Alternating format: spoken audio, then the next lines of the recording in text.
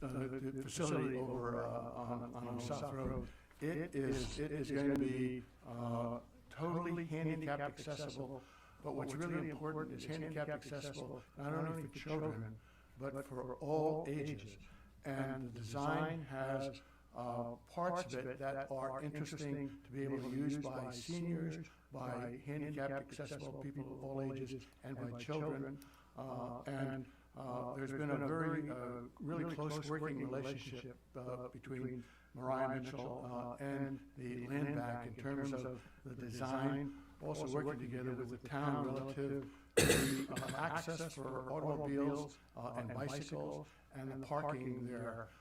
And the other thing that was really important is that we agreed to get the Land Bank to agree that it was going to maintain the facility forever.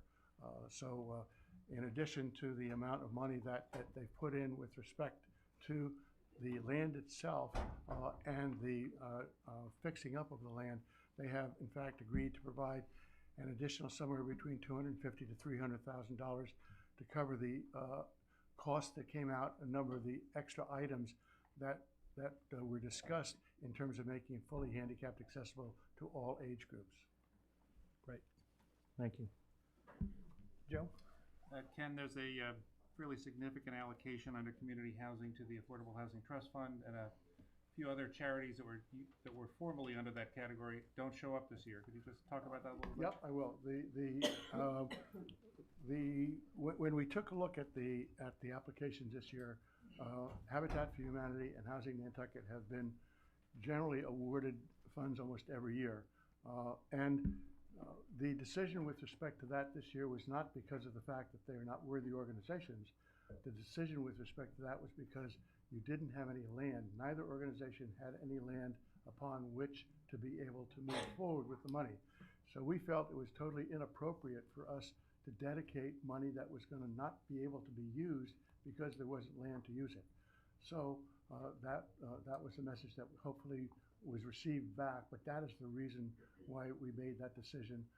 And we felt it was important to dedicate the funds that were considered for that into the Affordable Housing Trust Fund, because we were trying to send a message to the town with respect to the need to address the affordable housing that we as a community preservation committee are seeing as one of the primary needs of the town. So we wanted to give the town a strong message that they needed to up their game as well. And the message that we got also was the fact that there needed to be the opportunity to create a pool of capital that would be there to be able to be used when properties became available for the Affordable Housing Trust Fund to be able to act with respect to that. So that was part of the reason for this was the largest amount that we've ever given to the Affordable Housing Trust Fund. Great, thank you. Yeah. Great. Ken, can you update us on the Academy Hill project? This is the last. This is the last award to the Academy Hill project. The agreement with respect to that was entered into with respect to the town indicates that they're taking the responsibility for any and all future obligations with respect to that particular building. And it was part of that's there's a special clause in the contract agreement with them that does provide for that, and that was what we looked at to make sure that issue was resolved. Okay, so last year, when Hal Keen Management said that they wouldn't come back in future years, this year they mean it and they won't come back. Well, we've told them that they're not going to get any future funding. But that's what we said last year. Well, I can this is a tell. significant amount of money that could go towards other worthy causes, and it's a for-profit enterprise. It's Yeah, but Steve, the money is benefiting the town in the end because the building is owned by the town, and any of the improvements that are made do benefit the town. And if the property were to ever come back to the town, the underlying property remains with the town, but the building and the use of the building does not. And a condition of the last batch of money that we gave to Hal Keen was that we extend their lease. I don't think it's reasonable to assume the town's ever going to regain control of the building. This is the same group that was awarded the housing project for Six Fairgrounds Road Right. next door. Yeah. So this is a precedent-setting move. They told us 35 years ago, we'll take care of all the maintenance. They told us 2 years ago, we need $250,000, and they got it, roughly, maybe a little bit less than that, but more than 200,000. Last year, they needed more money, and they said, this is the last time. And then this year, they're saying, we promise it's the last time. Well, when we took a look at it, and when we read the terms that they provided with respect to the changes to the lease that was negotiated with them, we felt comfortable that this was the right thing to do in terms of preserving the asset. And we have made it clear that no matter what they come back with, they're not going to get any additional funding from the Community Preservation Committee. We all heard that, right? No, yeah. We all heard that on the record last Last time. year. It's in writing, and it was in public meetings. I'd like to see what the difference is between the assurance they gave you this year and what we got last year. I will go and take a look at the files and get information back to you.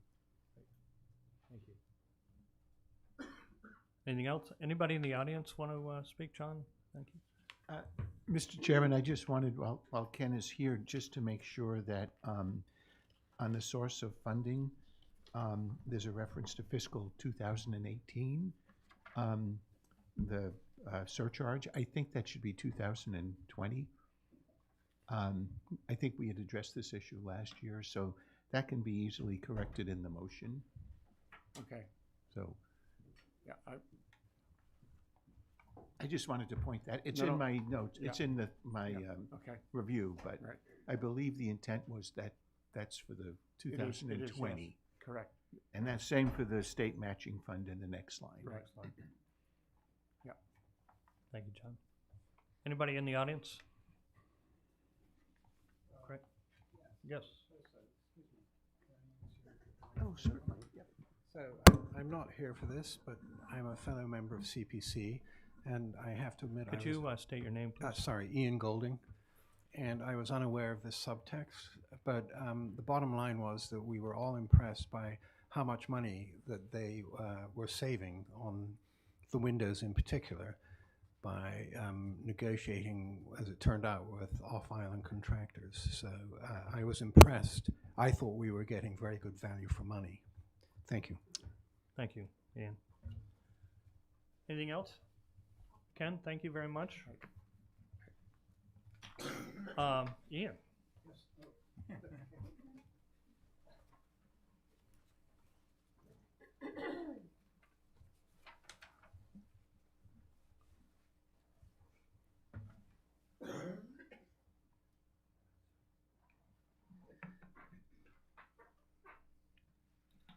Ian Golding, and I have a citizen's article to, in a nutshell, change the dynamics on the bike paths. So to read the first paragraph, at any location at which a multi-use shared path intersects with or is crossed by a public or private way or driveway, bicyclists, pedestrians, and other users of the path shall have the right of way, and any person operating a motor vehicle shall stop and yield to such bicyclist, pedestrian, or other user. There were two other paragraphs for this proposed amendment. One is that that all vehicles that pass bicyclists have to give them at least 3 feet, and because as far as I could tell, that isn't the law in Massachusetts, and so the paragraph I took, the bicycle passing buffer zone, I basically was taken out of the Colorado regulations. And the third part of it was to establish a bicycle accident database, because as far as I could tell, and I'm a member of BPAC, the Bicycle and Pedestrian Advisory Committee, there is no centralized database for actually knowing where accidents have taken place, how serious they've been. And so from my understanding is that, and Kevin Marshall can correct me if I'm wrong, that the police have several different databases depending on how the accident occurs. And I was totally shocked to hear that, secondhand I admit, that at least one person and possibly two suffered permanent injury when they were hit by truck side view mirrors, and they were also wearing helmets. So, if I may, I believe you have a letter from Matt Fee that he asked me to read into the record because he couldn't be here. And it states, "Dear members, please support the Bike Path Citizens article proposed by Ian Golding. As a long-time and regular biker, it is long past time we begin to make biking safer. Ask anyone who rides regularly to personally describe the carnage. We all have personal stories of near or actual accidents. Removing nuisance signs for bikers while also enforcing needed bike stop signs at truly dangerous crossings like Tom Nevers or Nantucket roads is the first step. Placing vehicle stop signs and enforcing full stops wherever cars cross the traveled bike path is the second step. We need to get people out of their cars, especially peak season when the weather is great. Otherwise, our economy will drown under our current car-dependent popularity. Changing perceptions is difficult. This will be a multi-year effort that will be well worth any additional expense. Please acknowledge the importance with strong support. Sincerely, Matt Fee, citizen and biker."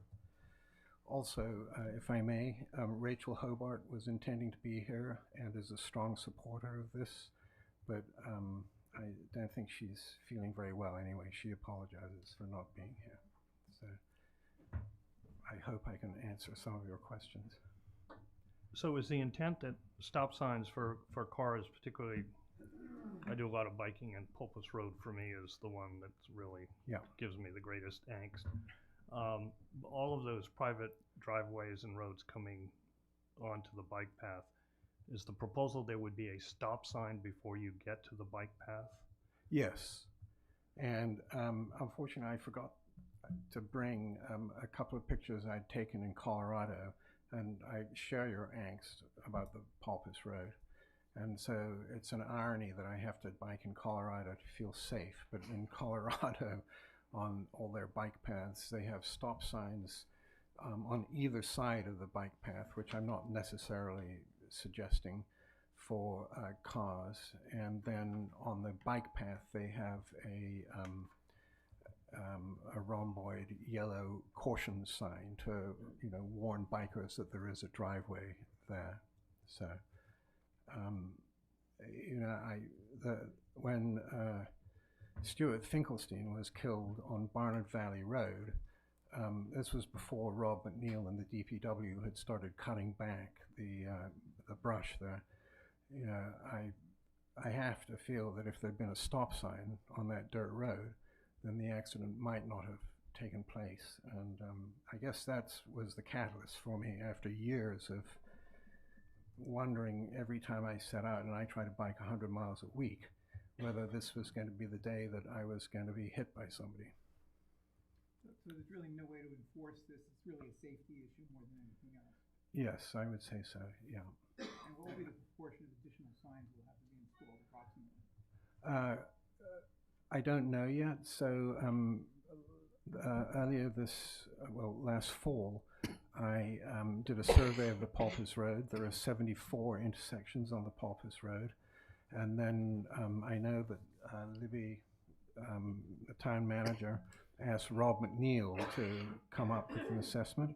And so I volunteered. I asked him if I could help by doing more, documenting the signs. And so I hope to do that in the next 10 days or so. And then I will have a better idea. Do you see it as doubling or tripling? I mean, based on your thoughts. I would say, doubling to tripling is probably accurate. I mean, there are a surprising amount of signs that private driveway owners have put up telling bicyclists to stop, as far as I can tell. So those would be removed.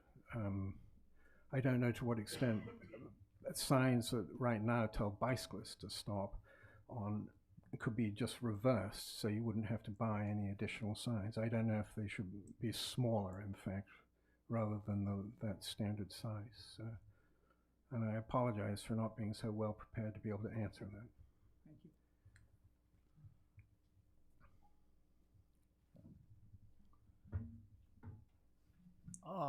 Anybody in the audience? Mr. Bicycle?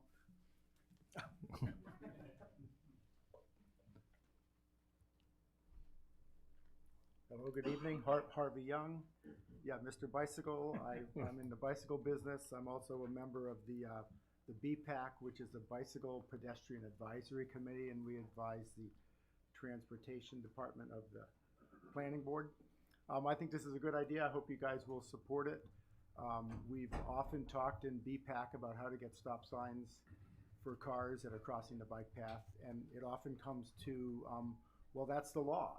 The law is such now that I think that you don't have to stop for bike paths. So this is a way to possibly change the law so it'll be safer. So I think it's a good idea. I hope you guys will support it. Great. Any other comments? Great, Ian, thank you very much. Appreciate it. Zoning map change, Appleton Road, Arthur Reed, proponent. Anybody here to speak to that? Come on up. Not for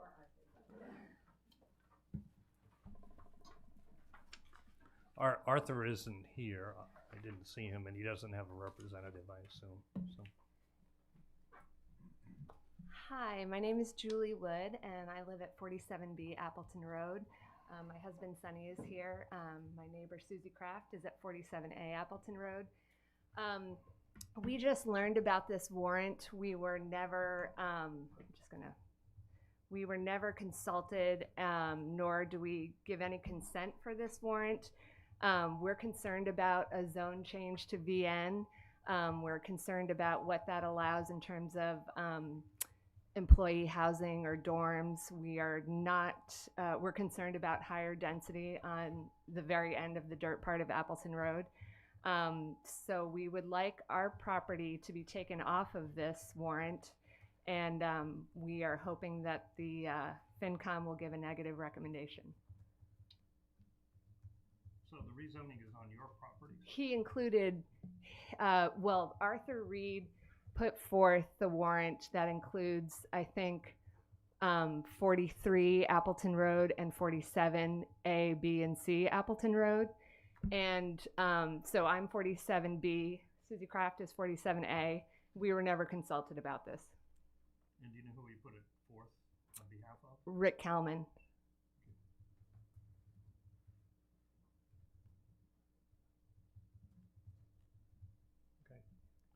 Any other comments? Just as you probably are aware, the planning board is going to hold a hearing on these zoning articles, so which I think is sometime in January.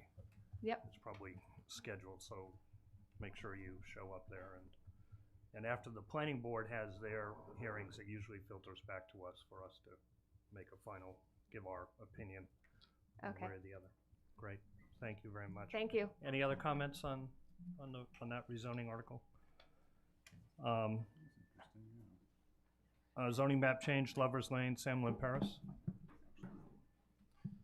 They're kind of like on an island already. Zoning map change, Daffodil Lane, Sandra Polchanis. So that's why they need to change both, or it's spots. Height limitations and flood zones, that's an article that Arthur Reed is sponsor. Anybody want to speak to that? I will. I'm not representing Arthur, but Please come up, Steve.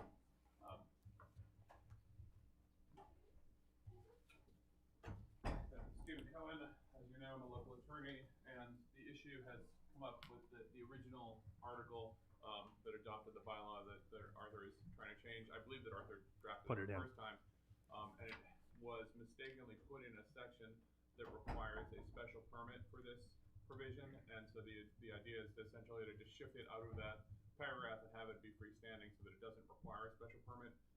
It's had the effect of the zoning board having to review and grant all these special permits that they're granting, basically no matter what. So it's a expense and a burden on the town and the applicants with essentially no benefit. So I think that is why Arthur has provided it. Great. Thank you very much. Ambulance Transport Fund, Behavioral Health Patients, Mr. Weiners.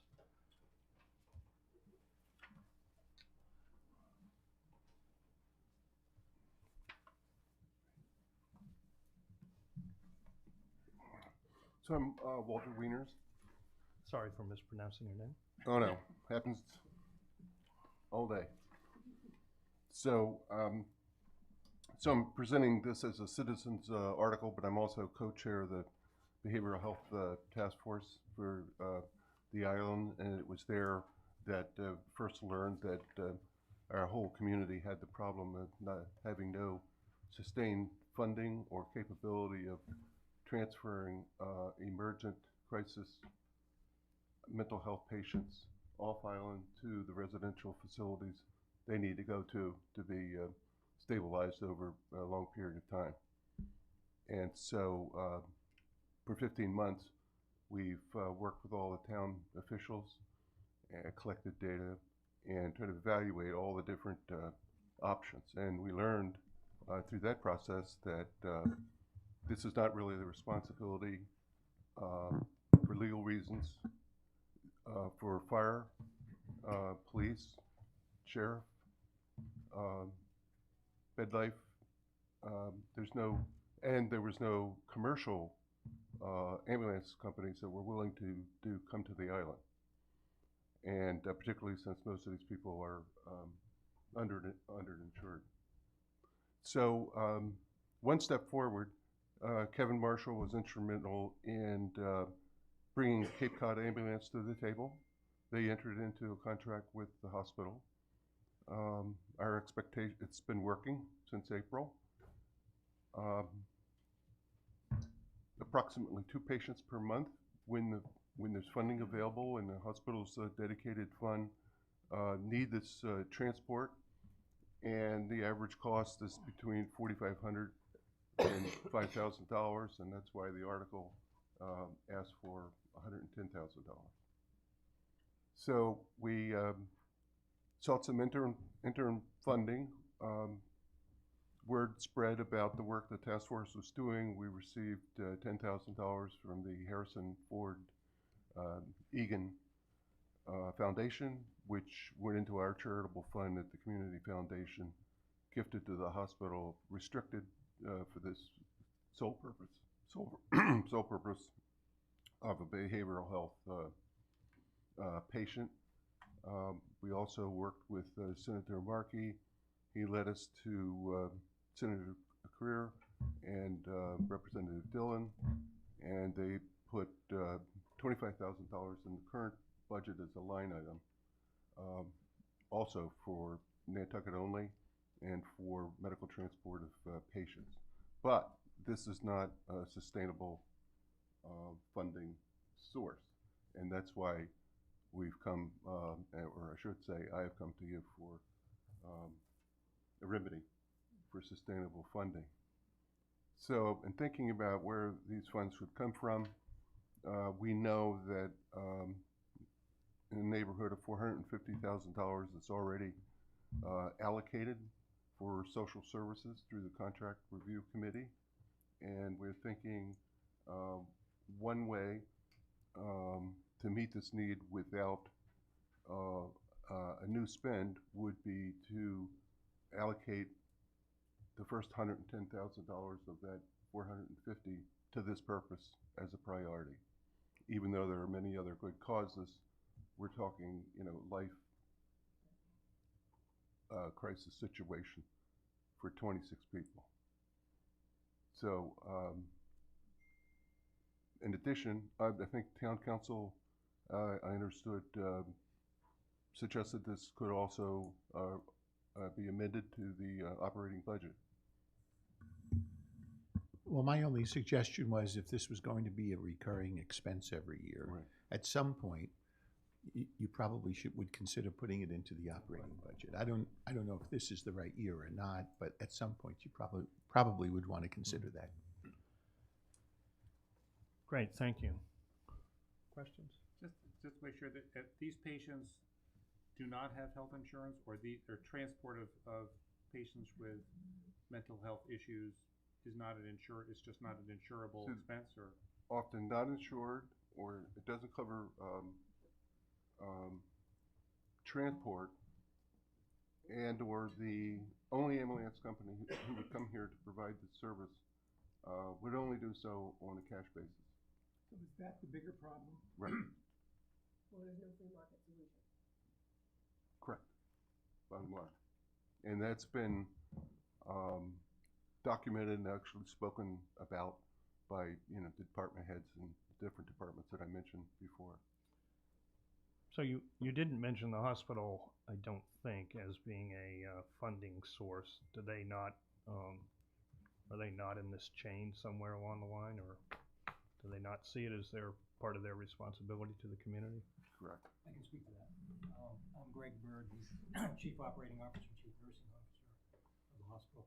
And just to give you a little context, on the mainland, if a patient shows up to an emergency room presenting with a behavioral health crisis, they're assessed, stabilized, and the hospital would contact, the emergency doctor would contact the Department of Mental Health certified crisis counselor. They would come in, make arrangements, and if the patient needed to be what we call Section 12 or involuntary commitment to a behavioral health hospital or facility, they would arrange for a bed. They would then call an ambulance, and the ambulance would come and take that patient to the facility. In Nantucket, everything happens to the point where we call the ambulance, and until we had a contract with Cape Cod, the ambulance company would say, we're not coming. So we had to resort to unusual means of transportation. They were not safe. They were highly risky. I've had numerous discussions with the Department of Mental Health. As Walter mentioned, the majority of these patients, about 2/3, are Medicaid, Mass Health, underinsured. Mass Health has an obligation to provide access to emergency services for these patients, and they have neglected that. And I've been very clear that we need a solution there, but we're dealing now with a governmental agency that is very slow to process this stuff. The hospital cannot bill for ambulance services. Every hospital has a contract with ambulance providers, and we can't bill. So the transaction is between the ambulance company and the insurance company. So in this case, it would be either private commercial insurance or Mass Health. So we're out of that equation. But we're stuck with the patient who needs care. We can't provide that care. It's very much analogous to a critically ill patient that needs to be transported to Boston. We call MedFlight. They come. We don't deal with that transaction either. The insurance company is billed. In this case, we don't have an ambulance coming up, so we ended up having to work a deal with Cape Cod Ambulance, and they're kind enough to be able to support us here. But the hospital is now subsidizing that. We have used alternate funds, as Walter mentioned, to provide funding for that, but we don't have a funding source, so it's essentially free care. It's not sustainable for us. Sure. It's not a hospital problem, to clarify that. It's really more of an insurance coverage issue, but it's our residents, our community members who need care, and we're trying to do the best thing possible. Did you make application through the Community Foundation for the community health funds that are available through the hospital this year for this program? So the task force did not, or any other entity I'm familiar with did. I can speak to that. Hey, keep up. Yeah. Got the whole stable here. So we actually thought that would be. Jason, would you state your? Jason Graziade, representing the hospital. We actually agreed and thought that would be a good use of the Community Health Initiative funds. We checked with the Department of Public Health, went through a number of communications with them, and for a variety of reasons, they said that would be an ineligible expense to use those funds for. So we did think that that would be a prime use for those types of funds. It met the needs that the community had identified for those grant funds, but we were told unequivocally no by the DPH. So. Okay. So a question, Mr. Wood is. Bird? What happens on the mainland? You said that say if somebody came to a hospital emergency room, assessed, and then sent to an appropriate facility, I would assume that hospital also would end their chain of custody basically at the emergency room. So how do they, what aside from the fact that you have to get on a boat to bring an ambulance over here, what's the difference between here and Really two things. could I? The wheels on the ambulance have to be turning to be able to bill for the service, and they get certain rates for the distance they travel. And in the case of Nantucket, it takes them out of service essentially for an entire day, because it's 2.25 hours over. What we do is, the Nantucket Fire Department kindly will take the patient from the hospital to the ferry so that we don't lose time in the turnaround. And they hand the patient over to the Cape Cod ambulance, and then they take the patient to the patient's destination. So this is an issue of the fact that they can't bill for the time that their wheels aren't turning, or is this an issue that most of the folks don't have an insurance mechanism? It's a combination of both, but it's still a billing issue for them. They can't bill unless the wheel is turning, and it's also a huge time commitment to them. You can imagine they could do a lot more runs, so they're going to stay on the Cape and do their runs there and make money, and not spend 6 hours on the ferry.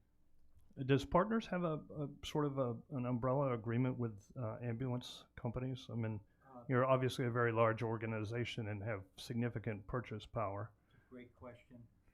They do for Boston area, for the academic medical centers, but not for the rural hospitals in Nantucket or Martha's Vineyard. And is that just because there's not a desire to extend your purchasing power to? Yeah, they deal with ambulance companies there that are in the Boston area. No, I understand. Yeah. That's the hub, and then the individual hospitals have different relationships. Is it unreasonable to expect the Vineyard or Nantucket to have Partners use that purchasing power to compel a service to take place? I can't answer that question. I would like to think that that might be a possibility, but it's still an issue of payment. My guess is we're probably one of the few communities that don't have more than one ambulance company or any privatized ambulance. Right? Maybe it's the same on the Vineyard, I don't know. Vineyard has three ambulance services, and they also have a commercial provider that comes over. They've been having some challenges as well. And you can understand, yeah. John, are we the only community in Massachusetts without one private ambulance company?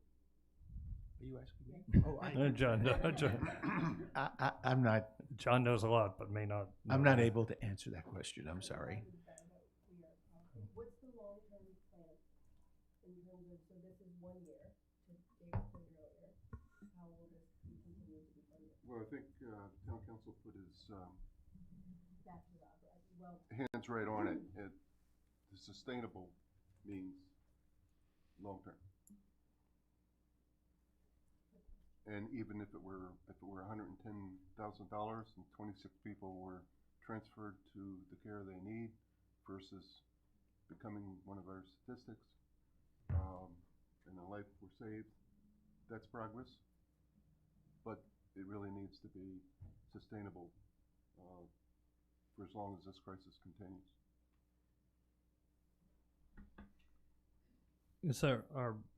Are you organized as a 501c3? We're not. So we're a coalition. We have a charitable fund through the Community Foundation. Previously had foundation money, which would have been more than enough to cover this for 4 years. That was long since expended before we realized we had this problem. Is the town social services budget of 450, is that a viable mechanism? There are a lot of competing. Understood. Yeah. Funds. I don't know where the contract review committee is right now. Is one of you on that? Denise is. I'm not sure where they are right now with their recommendations for fiscal 20, but I would be surprised if they were looking at 110,000 or 450 for one year. But I don't know, maybe you guys done that? We haven't been there. You've applied? But in the article, asking for it to go to the new Health and Human Services Department was a request from Rachel Day.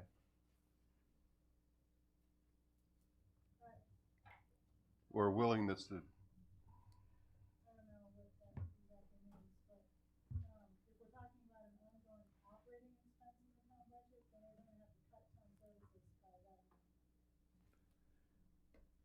We're finding new revenue. Right. So, any other comments from our group? Anybody else want to comment? Who's in the audience? Yes, Kevin?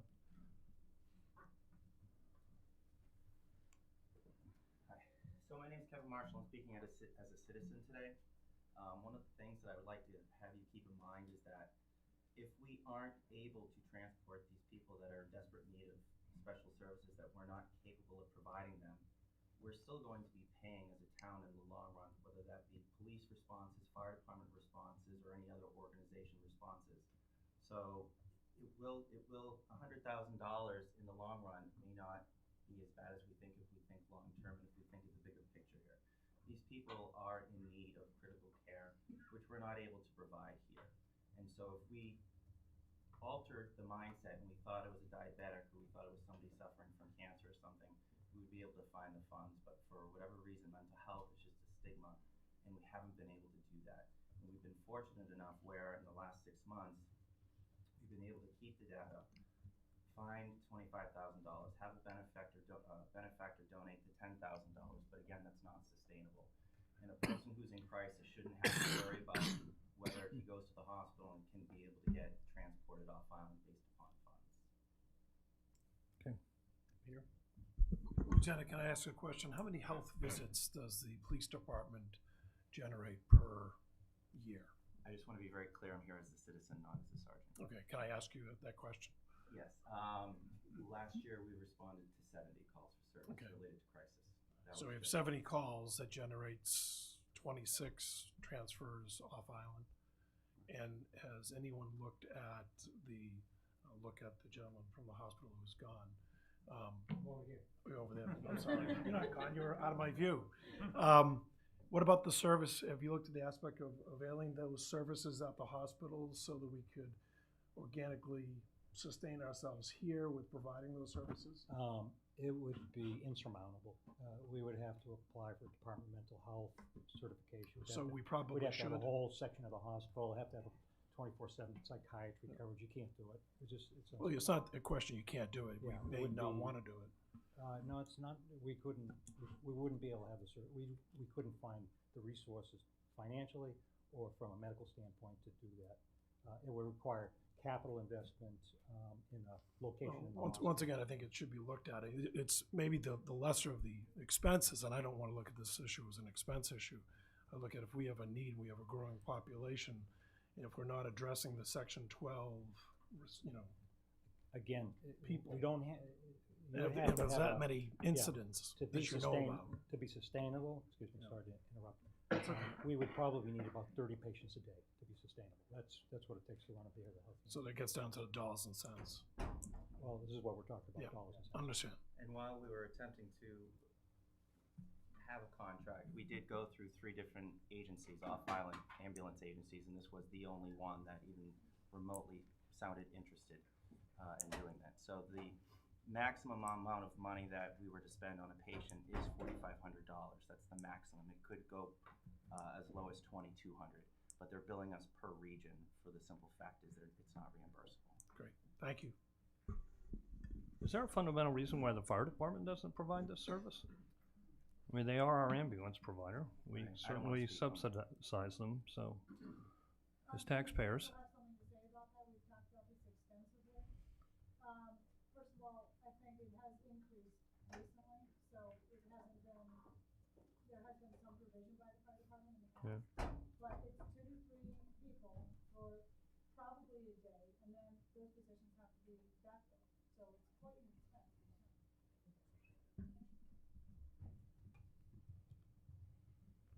Okay.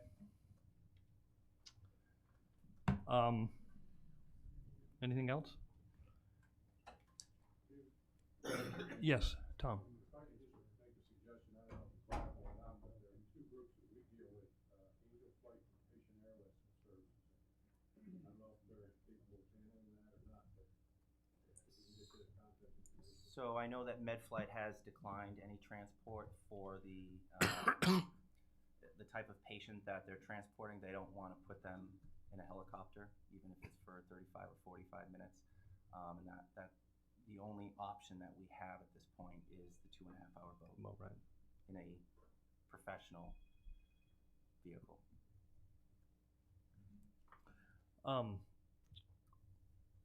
We're not going to make a decision on any of these articles here, obviously, tonight, but I think your your article is an article that deserves, a collective group of people trying to figure out, at least in the short run. And I think John's comment about if this is a need and you're looking to make it sustainable, I think then it becomes a discussion about how do we get it into the budget if that's the appropriate way. It certainly sounds like nobody's willing to step up to fulfill this obligation, except perhaps on a charitable basis. So, anyway, anything else? No. Great. Thank you very much for coming. Thank you, Kevin. Thank you, Jason, Bird, all the rest of the hospital people. Is John Brescher here? Yes. Oh, hi, John. Hiding over in the corner. I'm trying my best. Do you want to talk to the sewer map, district maps? And I assume here you are representing. Correct, homeowners. I submitted 2 articles. Which one would you like? Let's start with the one on Hickory Meadow. Sure. Just three properties in that area who are looking to get into the sewer district. We've been in touch with the engineers in the sewer department. We think it's viable for them to do so. And so the first step in that would just be to amend the map to include the parcels in there. There are wetlands to the west of the properties, so this seems like would be a good area to get it out of septic and into sewer. And that, along with the one on the Pulpus Road, which is a series of exactly, and they're adjacent to the extension. Quite right. That's exactly it. Same justification. And so this, I assume, is going to go through the select board as the sewer commissioners for them to apply their criteria before I think it comes back to us. Okay, very good. Any comments on any of these? Could we assume that the rest of the houses on here are on the sewer system? On which one, sir? Well, doesn't matter. Hickory. What are you talking about? All the adjacent houses. Hickory Meadow. In Hickory Meadow? I'm sorry. I'm not sure how about this? I believe that they all have the right to tie into the sewer via the MSPCA line. I'm not sure how many of them have. That is a non-answer.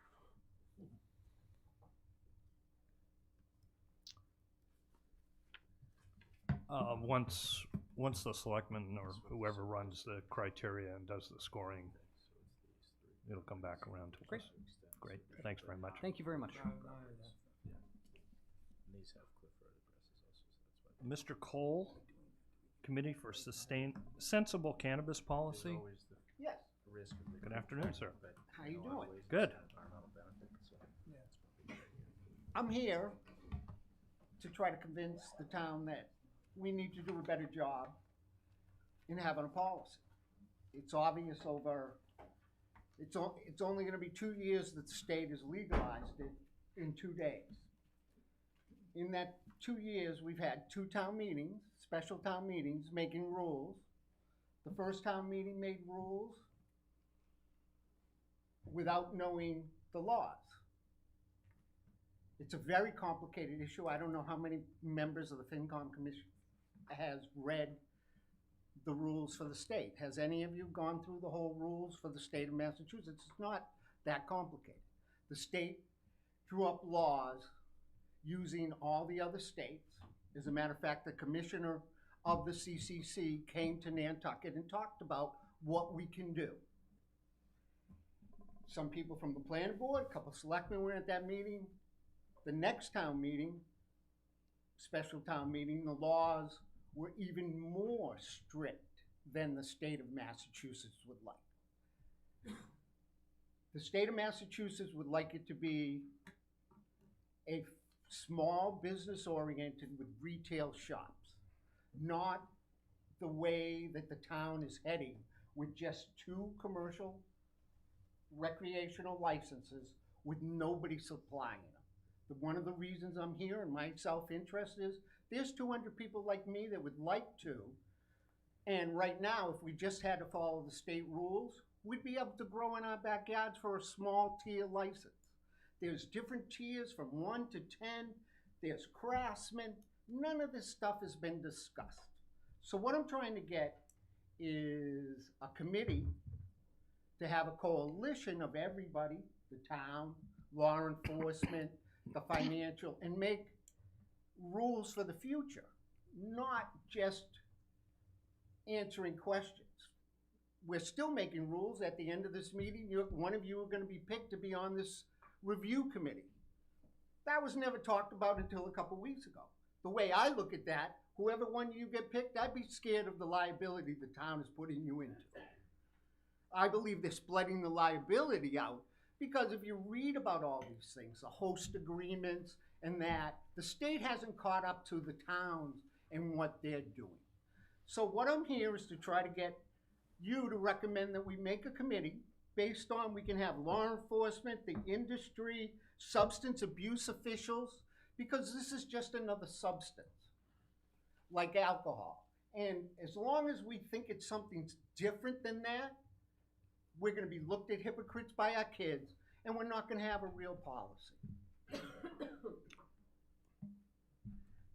The cost for the committee, if it runs over $5,000 for outside counsel to help draw up a report that goes along with state laws, but we're not even being close to following the state, what they recommended in terms of an industry. I understand a store, where the store goes in retail, but you're making rules for stores that should be just like the liquor licenses. That's what it's supposed to be. There's going to be the CCC and the ABCD. There's going to be no medical commission in another year. So it's just going to be the CCC, which is supposed to be run like the liquor licenses.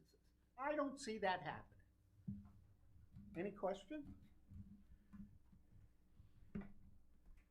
So basically, Yeah. your desire is to have town meeting approve the creation of a committee to look at the rules and regulations that the town is putting in place already, zoning laws, and recommend modifications to all the rules and regulations that have I been don't think promulgated. anybody's been educated yet. I think there's probably maybe only 2 people or 3 people in this room that really know what's going on. What we voted for in special town meeting limited all of Nantucket to just these commercial places. No local growers. There was no talk of local anything. It could be like Scolopin if we wanted to. But as long as we treat it in the enforcement in the old-fashioned way, we still have those ramifications that came through in those 2 special town meetings, and you're changing the laws again tonight. So, I mean, why not have a committee that everybody agrees with? Because I moved off of Nantucket in 2000. I moved here in 1978. It was a lot simpler place. This is a lot more bureaucratic to what I've came back to. I've been involved with the pot industry in Vermont since it's been legal, in medical places, and in retail. So there's a lot of things, if the town wants to do it. I understand the stores part of it, but leaving everybody out of the whole industry is just, as Mr. Fee says, we're going to have an unbelievable black market. And I'm telling you, there's 200 people that will try to apply for their licenses and compete with each other for the product. You know, I'm not talking about edibles and all those other things. I'm just talking about the way the state drew it up is very forward thinking. And we're not thinking forward. So does the state, it sounds like you're describing a farm-to-table operation here. That's one type of license. Has the state made the provisions in their laws for local independent growers? Yes. Oh no, every town, we could have 100 local growers in the first 2 tiers of licenses, which is very small. So my question is that in the regulations Yes. that the state has put out? Yes, the regulations only really came out, the final version, May 15th. And they're very simple. The PDF, it will take you guys an hour and a half to read it. And the rules are very, very simple. And when Mr. Hoffman came down here, they went out of their way. He's a Baines Capital guy. He did it for the industry. And we could be, and we should be, because we have a very mild climate. We probably have the mildest climate in Massachusetts. And I'm not talking about inside. Most of the future was gonna be outside. I mean, in greenhouses and hoop houses and stuff like that. They don't grow grapes in warehouses. And right now, that's the only way you're making it done. So it's really, if we keep on the rules that we have, it's gonna be unfeasible in 5 or 6 years. Okay.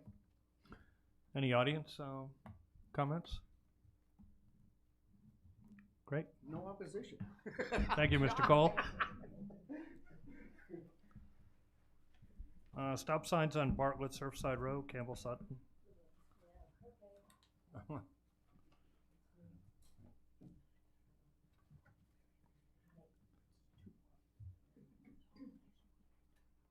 don't know which seat to sit in, but I'll go with That's this one. fine, thank you. Everyone seems to like it.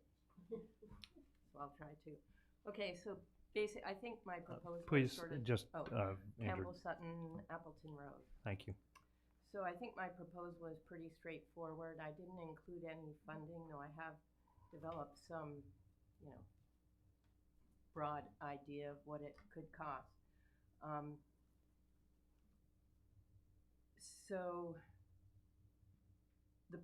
one of the problems that I see is that the town is continually putting forward, and people put a lot of work into it to put forward roundabouts or rotaries or however you want to describe it. It goes around and people go off tangentially.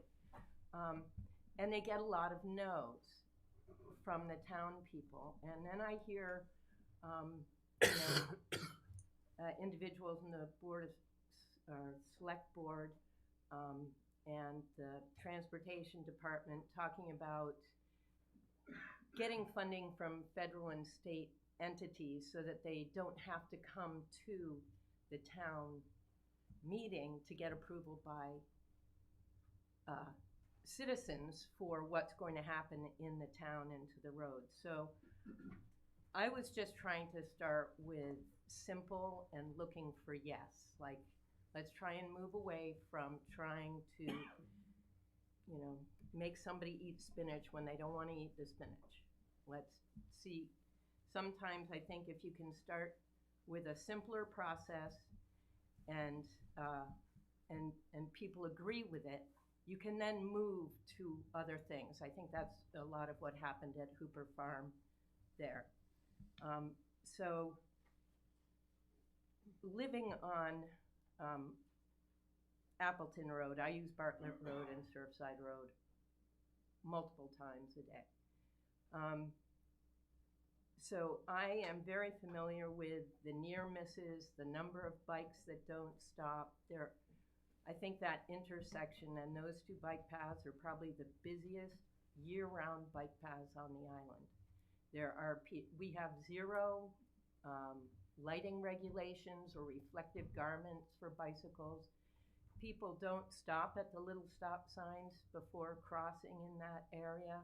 So it's very easy for people to get hit or to fall off their bike, lots of kids, etc. So that's why I'm putting this forward. I think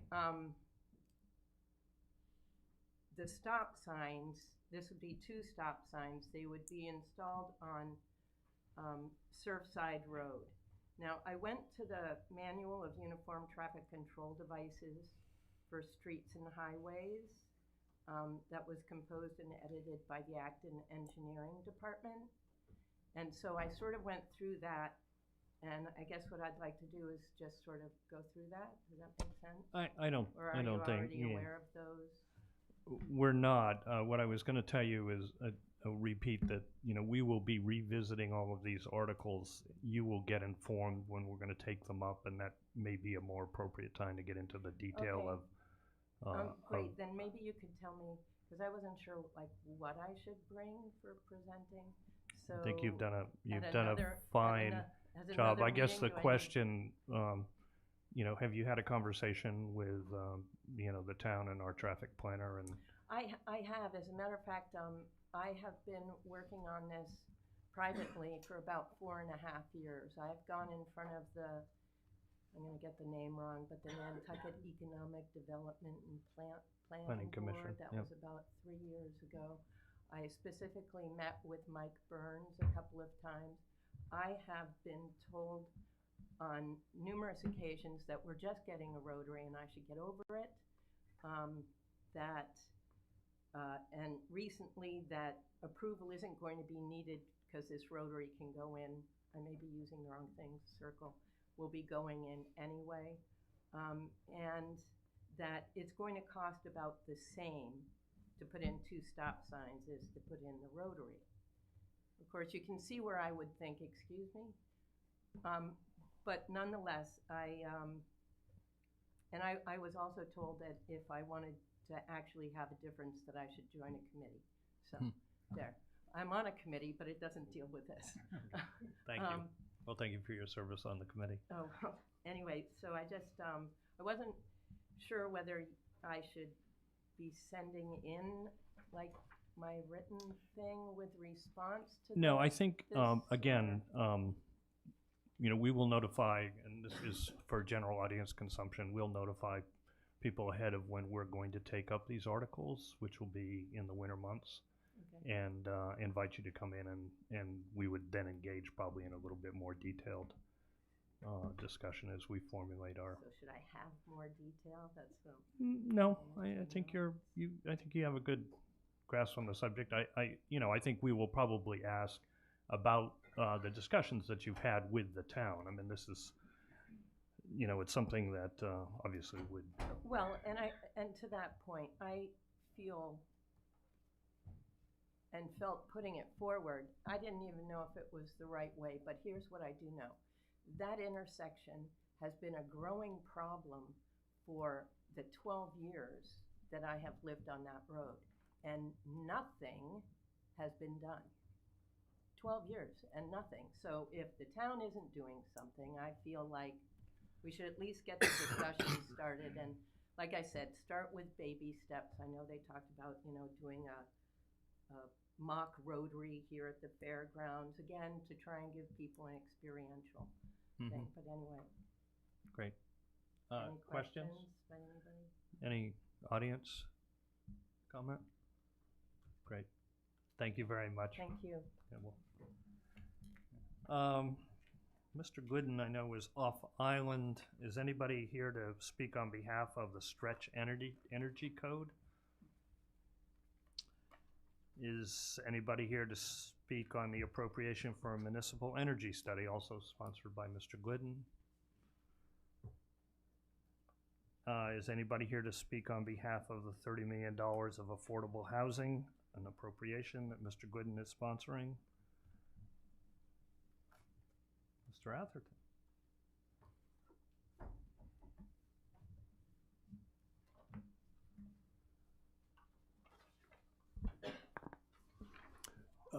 Good evening, members of the Finance Committee and Mr. Chairman. My name's Rick Atherton, and I worked with Tobias Glidden in coming up with this article. Tobias, as David said, is off island. We'll be back towards the end of this month. Just to be clear, we also, the two of us, were in touch with the town's housing specialist, and we appreciate the review provided by town council to the wording of the article. I think if you read the article in the Inquirer and Mirror a couple weeks ago, I would assume most of you at least have read that. I may be wrong. I'd be surprised if I am. I think they did a very good job at covering the issues and why we brought the article forward. But briefly, let me just explain that I think part of the impetus has to do with the town's obviously ongoing needs for affordable housing.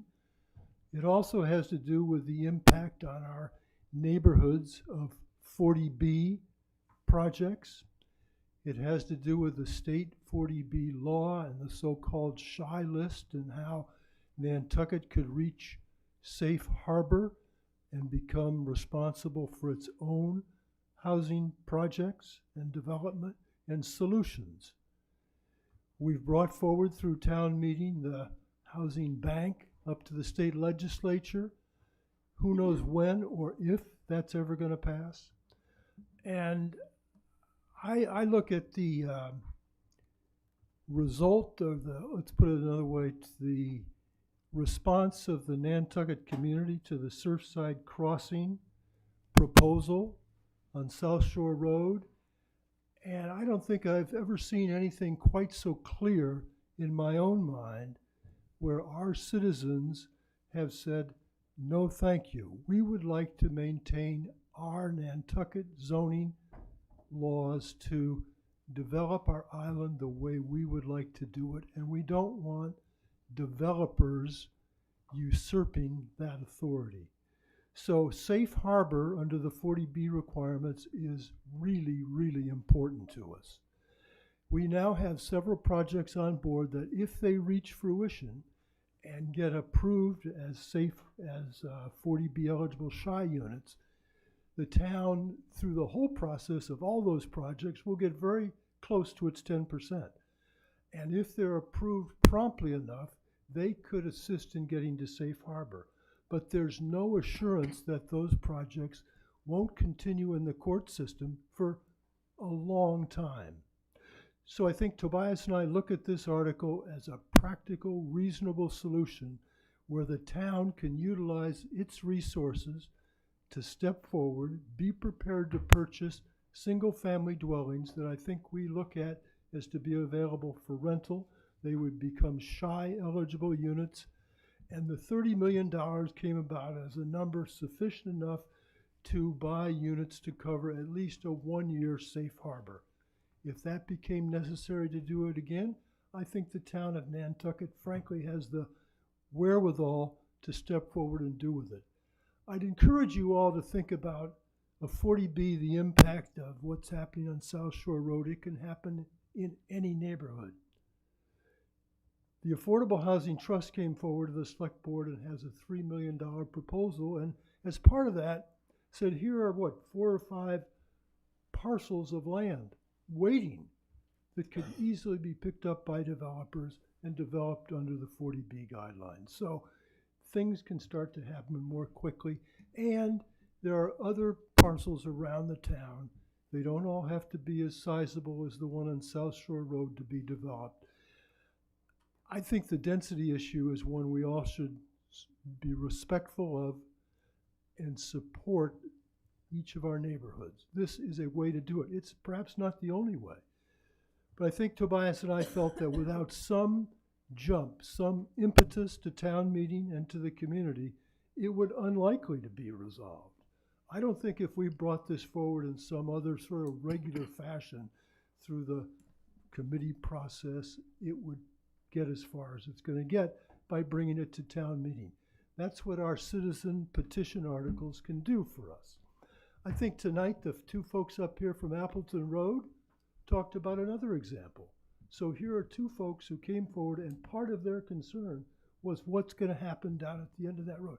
I don't know the local area there closely enough to understand that, but I think that should make clear to you that it's not just a South Shore Road issue. So I would hope you'd be receptive. Tobias and I recognize there are a number of questions about this, how it will be implemented. When he comes back, we'll be happy to develop our own thoughts on possible implementation strategies, how the units could be managed, but ultimately, that's going to be the responsibility of the town if the article passes. I would mention one other thing. It's permissive. Another way to look at this is its insurance policy. If we can get town meeting to step up, if we can get the voters to step up, it doesn't have to be implemented immediately if there are other safe harbor projects in line right now. But if they're not, then we'd have a backstop which we could move forward with. Otherwise, you're right back where you are right now. So I just would hope you'd have a positive approach to something a little different. $30 million sounds like a lot of money, but we're willing to have recommended to the town was, $15 million for rotaries. I'd rather spend $30 million and make sure our neighborhoods have the protection from 40B developers. So if you have any questions, I'm happy to take them. If you could wait till Tobias comes back to help me out, that would be great. But if you can't, I'm prepared to do that. Great. Rick, thank you very much. Questions? Well, just the one question I'd be curious of, and Rick, maybe it's something you can prepare when Tobias is back, is clearly I think it's a very interesting proposal. Spending $30 million to buy market rate properties and then rent them at affordable rates implies there's a subsidy built into that transaction that the town is going to bear, that in effect you're going to put out $30 million and get a cash flow stream back that's different. I think you should be prepared to discuss what's the subsidy that the taxpayers are bearing in this $30 million deal. I agree. I almost start out by saying, let's just assume it's 30 million and the tax and the debt service is the burden, but it will be less than that by some amount of money. There'll be maintenance costs. We'll have to have property managers make sure the houses are are kept up properly and so forth, but we'll come back. We can do that. I gotta be honest with you. I only have a certain amount of time, so does Tobias, but we will do some of that work on our own. We may reach out to other folks in the community who hopefully can provide some help and guidance in that area and come back with more facts underlying the request. Because I recognize that there are going to continue to be questions like that. I would say to you that, I always, when I was on the board, I always like to say my visits to the Stop and Shop, and the Athertons have a just-in-time inventory process. I'm there almost every night, and it's a good feedback mechanism. Not everybody tells you when they don't like what you're doing, but nevertheless, there's been what I think as support where people find it an interesting idea. They think it could be very helpful to the community, and I think they're looking for us to develop a positive response to this as opposed to just saying it costs too much, because there is a cost to it. There's no question, Joe. So would you be prepared because I did offer Tobias the opportunity to come back when he engage in the substantive discussion.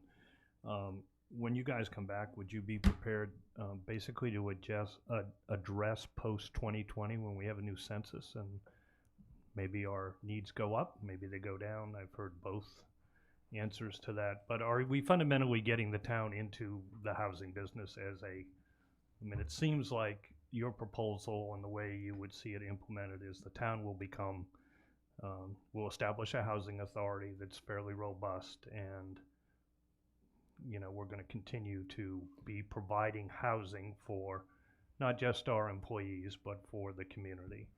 And maybe that's a mischaracterization, but as I think out what we perhaps stave off some 40B problems today, but we reset the timer, so to speak.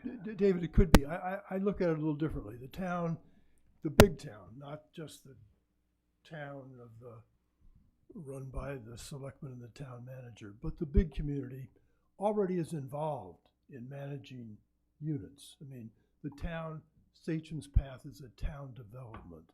The 6 Fairgrounds Road is a town project. We're hiring an outside manager to do that under the supervision of a contract entered into by the Board of Selectmen, the Select Board. This could be set up in a very similar way. It doesn't have to be a direct town-owned managed project.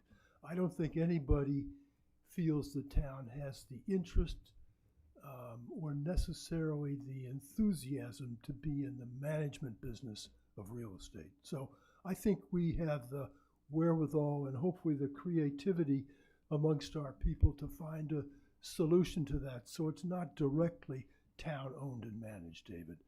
The article is drafted in a way I hope that is broad enough to allow solutions such as that.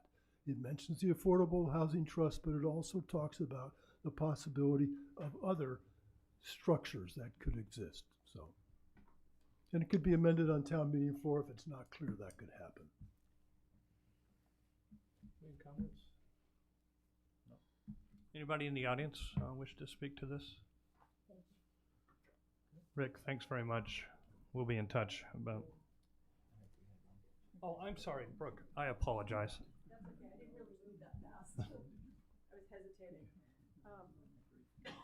I'm Brooke Moore.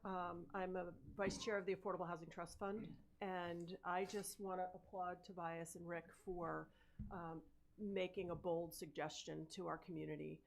The Affordable Housing Trust Fund has been doing a lot of work to organize our own future and to address the housing crisis on a long-term basis through a number of different methodologies and ideas.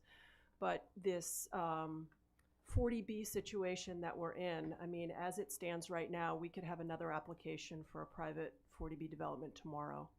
And I think that the Surfside Crossing situation has, the community's made it clear that we'd like to keep control over how we do the affordable housing thing. And I think there's momentum that's been built for the first time since I've been on Nantucket since 1985. And I think it's a great idea. And the bottom line is affordable housing requires investment from all of us. And I think this is a really good way to get us safe harbor and give us breathing room and time to think about solving this problem for the long-term on a permanent basis, which the Affordable Housing Trust Fund is positioned to do that. So thank you. Thanks. Anybody else? Great, thank you. Is there anybody here to speak on the solar energy overlay district on behalf of Tobias? Okay. Fritz, the zoning bylaw amendment, swimming pools, would you like to address that?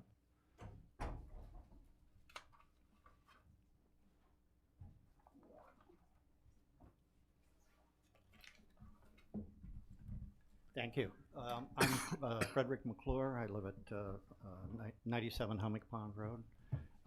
First of all, I just want to make it absolutely clear, it should be clear that this article was brought by me as a private citizen and has no relationship to any board or commission that I may sit on. Your package should include, I assume includes, and I think it includes, not only the zoning changes themselves in terms of the text, but should also include a one-page purpose and summary, which I tried to set forth basically why I think this is necessary and should be considered, and then actually an explanation of the article in, let's call it layman's language, as opposed to having to read through the actual text of the bylaw. What I'd like to do is, rather than go through this, because it's certainly something you can read, and I think it's fairly understandable, if you just, it's one page, it's fairly simple. What I'd like to do is really focus on a few issues to make sure that it's very clear of what this is and what this isn't. And I'd first like to say, this is not a prohibition on swimming pools. And I say that because based on statistics that were provided by the planning department as based on tax records and other records, as of the end of July of last year, there were approximately 791 swimming pools. Of those, 61% are in zoning districts where the minimum lot size is 40,000 square feet or more, meaning 1 acre, 2 acre, 3 acre. That'd be 40,000 square foot lots in town, Lug 1, so-called Lug 1, Lug 2, Lug 3, which are the zoning districts for the country overlay district. And when you add 20,000 square foot districts, that percentage goes up to 82%. So 82% of what we have now would not be prohibited directly by the bylaw that I have put forth. They would be affected, however. So the approximately 110 pools that are now in basically R1, R5, 10,000 square foot lot areas or zoning districts are mainly primarily those areas, especially R1, which is right around the center of town, right outside the old historic district. Actually, some of those are in areas where a lot of people would assume is the old historic district. So for instance, Caton Circle up at the top of Main Street, that's R1, that's not old historic district. And there are pools that have been put up basically in that intersection. Also, as you go out Lincoln Circle, certain parts south of town, as you go out not Mattocket Road, Clift Road, there are areas which are R1 and have seen a lot of installation of a lot of pools. But that only represents about 18% of the total pools that have been built so far. And I'm just assuming that in the future, those statistics may hold in terms of future build-out. The primary reason that I've set forth the article is that in those districts that are close to town, they're small lots. They have very minimum setbacks. They may be 5 or 10-foot setbacks. So what can happen is you can have a small lot, somebody can build a swimming pool. That swimming pool can be 5 foot from the lot line, it could be 10 feet from your house. And I think we need to think about the effect that that can have on the neighbors. People have rights, yes, with respect to building their property, but neighbors also have rights in terms of sound and noise and nuisance. The second thing I think is that in those small districts, close to town, close to the old historic district, it's not really in keeping with the historic character of many of those neighborhoods.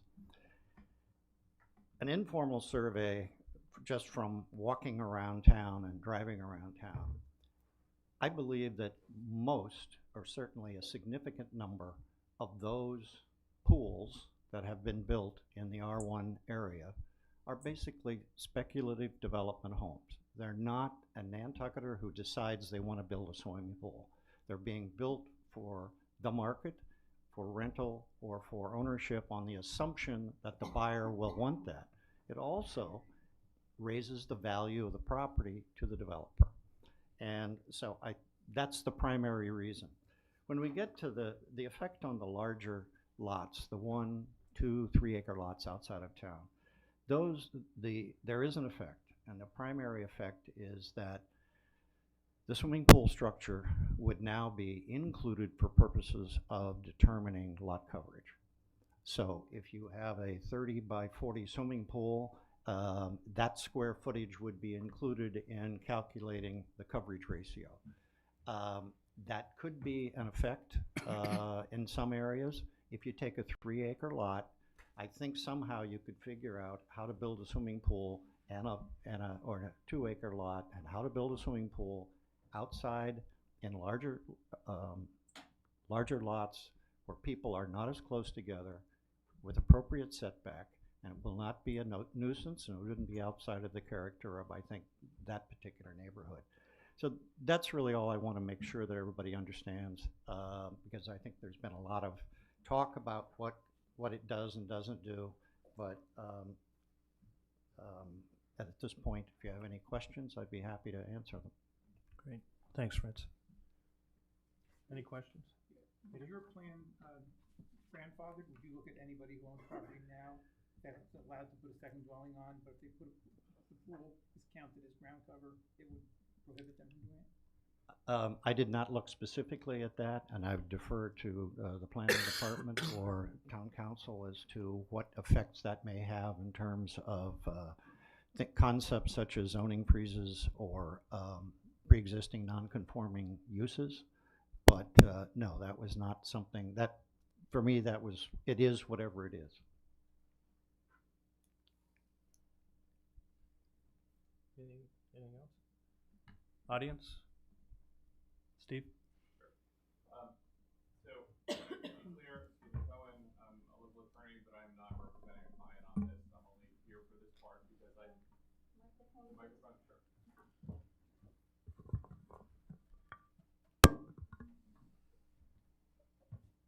I'm here because I care about this issue, because I think that it is a massively not well thought out, or at least it has massive negative implications that maybe haven't been considered, some of which are on people's property rights and some of which are on the town as an economically viable situation.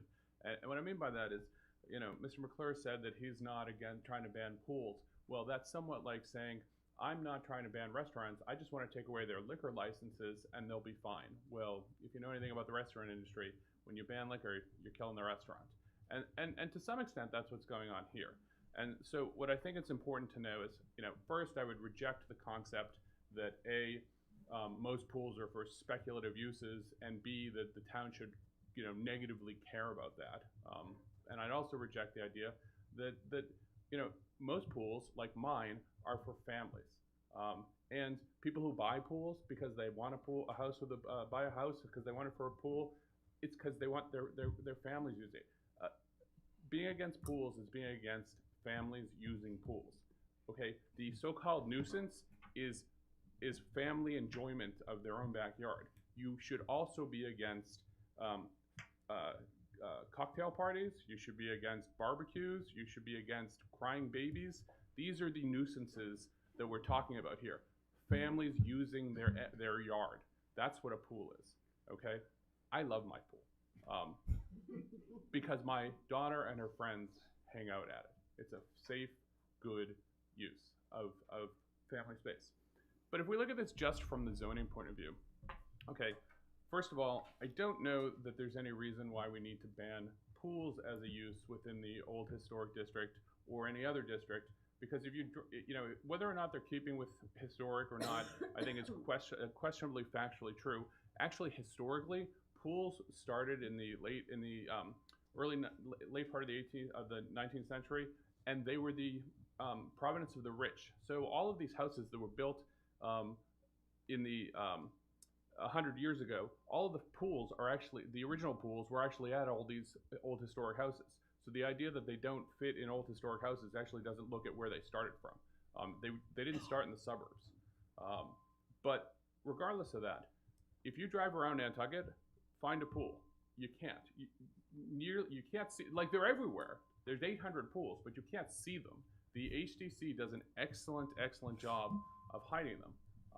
And in fact, the HDC recently approved a pool on Lincoln Circle, and I was at the select board last night opposing it for a neighbor, and both the HDC and the board said this is valid because it's not visible.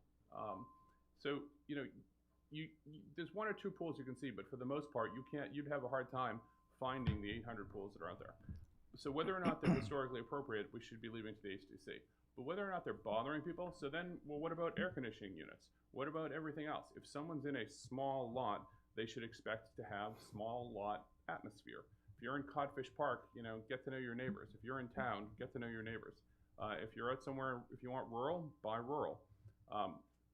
But just from a zoning point of view, the impact of this article is astronomically burdensome, because the lots that we're talking about allowing pools on, well, so first of all, having 20,000 square foot lots have to get zoning permits is a huge tax on essentially the middle class, on Nantucket's year-round community. That's who owns most of the 20,000 square foot lots. And so now you're telling them, you need to go spend more money getting a zoning permit for something that other people don't need a zoning permit for.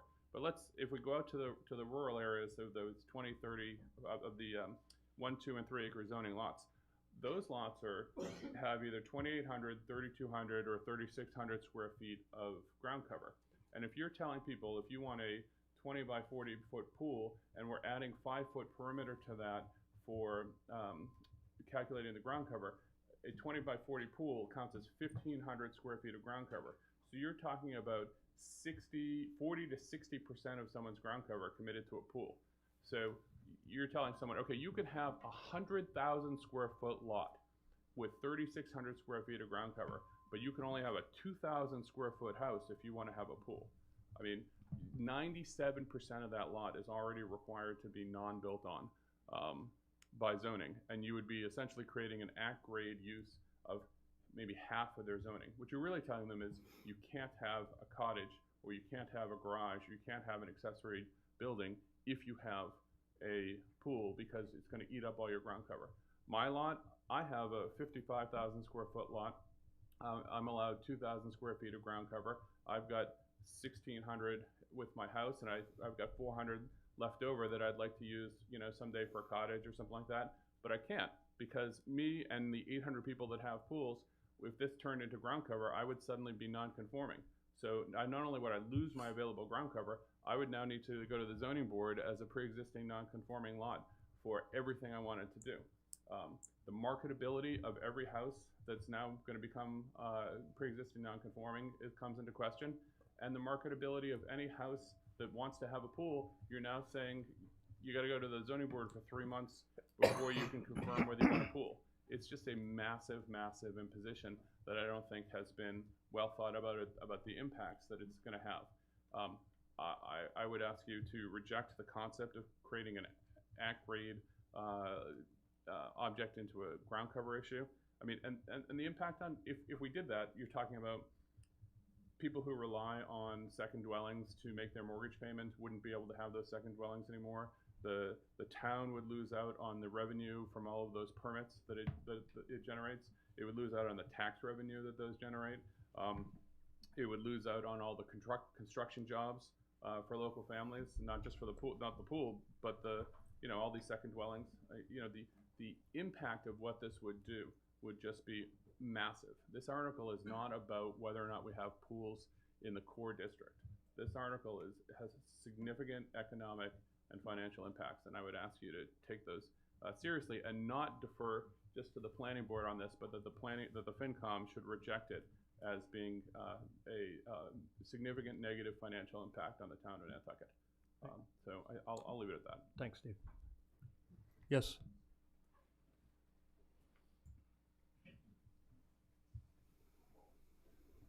My name is Gary Wynn. I'm in the real estate business. I own the Mooring People Real Estate. And as soon as we heard about this, we started in the office. We put together a list of some of the things that it would do to the town. When people rent houses here, this is a resort community, and we thought the first two things people want in a rental or buying a house now, because things have changed, is a swimming pool and a view. Those are the two most important things. So, you know, you don't want to turn away people that are renting houses, because, I mean, that's a big part of the economy here in the summer. And you can't find houses with pools to rent. Most of the pools are owned by people that are using them. You go to call a real estate office, and we don't have enough pools to rent to people that want to come here.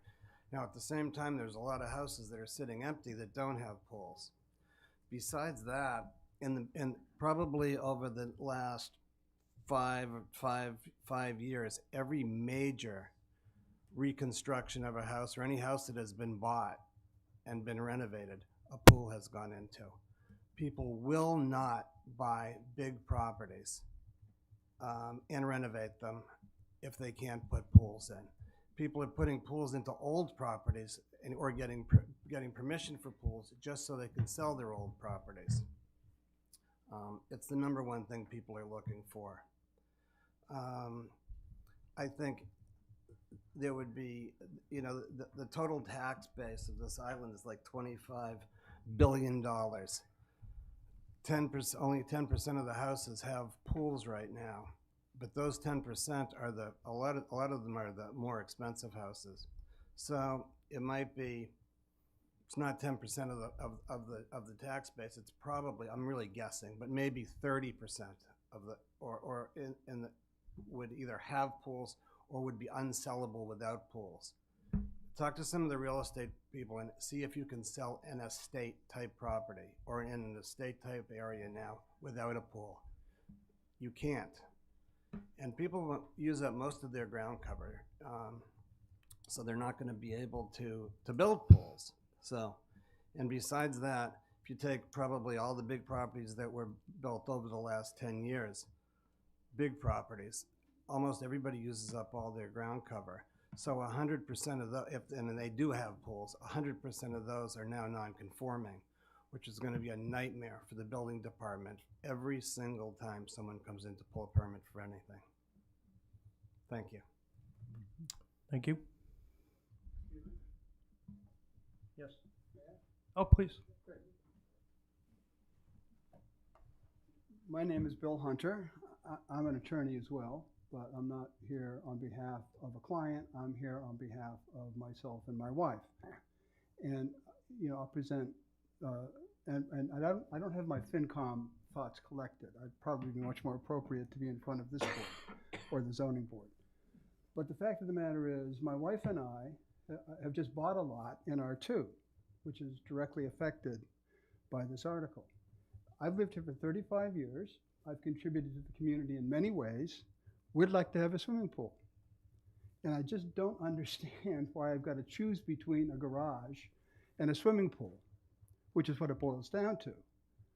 I don't understand why, if we had built a house last year and put a pool in, we'd be unable to build a garage now or a second dwelling. It just doesn't make any sense. And I appreciate, I think, the nuisance argument. I don't understand it, quite honestly, because of what Steve Cohen had to say. There are many uses for your backyard. You know, our kid just graduated from high school here on Nantucket. She's away at college, but she had a play set in the backyard.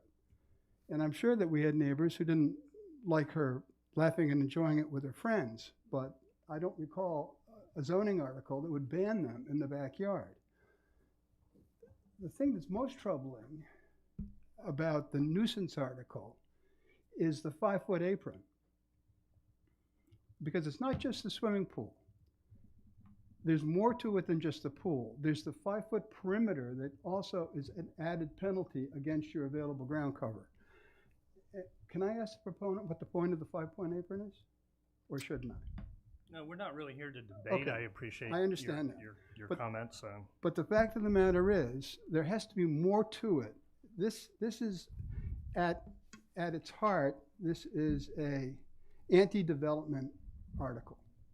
Really, I think it's very clear that the point is to stop development on Nantucket, whether it's a second dwelling or another garage or added ground cover. I could see stopping maybe at the pool, even though I think that's difficult, because if you innocently put a pool in last year, thinking you had ground cover to build a second dwelling, now you can't. So I hope this committee takes these things into account. As I said, my thoughts are probably better collected for other boards, but clearly the downstream impact of this article will be incredibly negative on Nantucket, on the people that work on the island, the people that build on the island, the people that buy properties and want to live there themselves or want to buy for their children or their grandchildren. And I think that it may have merit, but not this year. And I think something that's a little better conceived, more carefully thought out, might be more appropriate. Thank you. You're welcome. Thank you. Anybody else? Yes?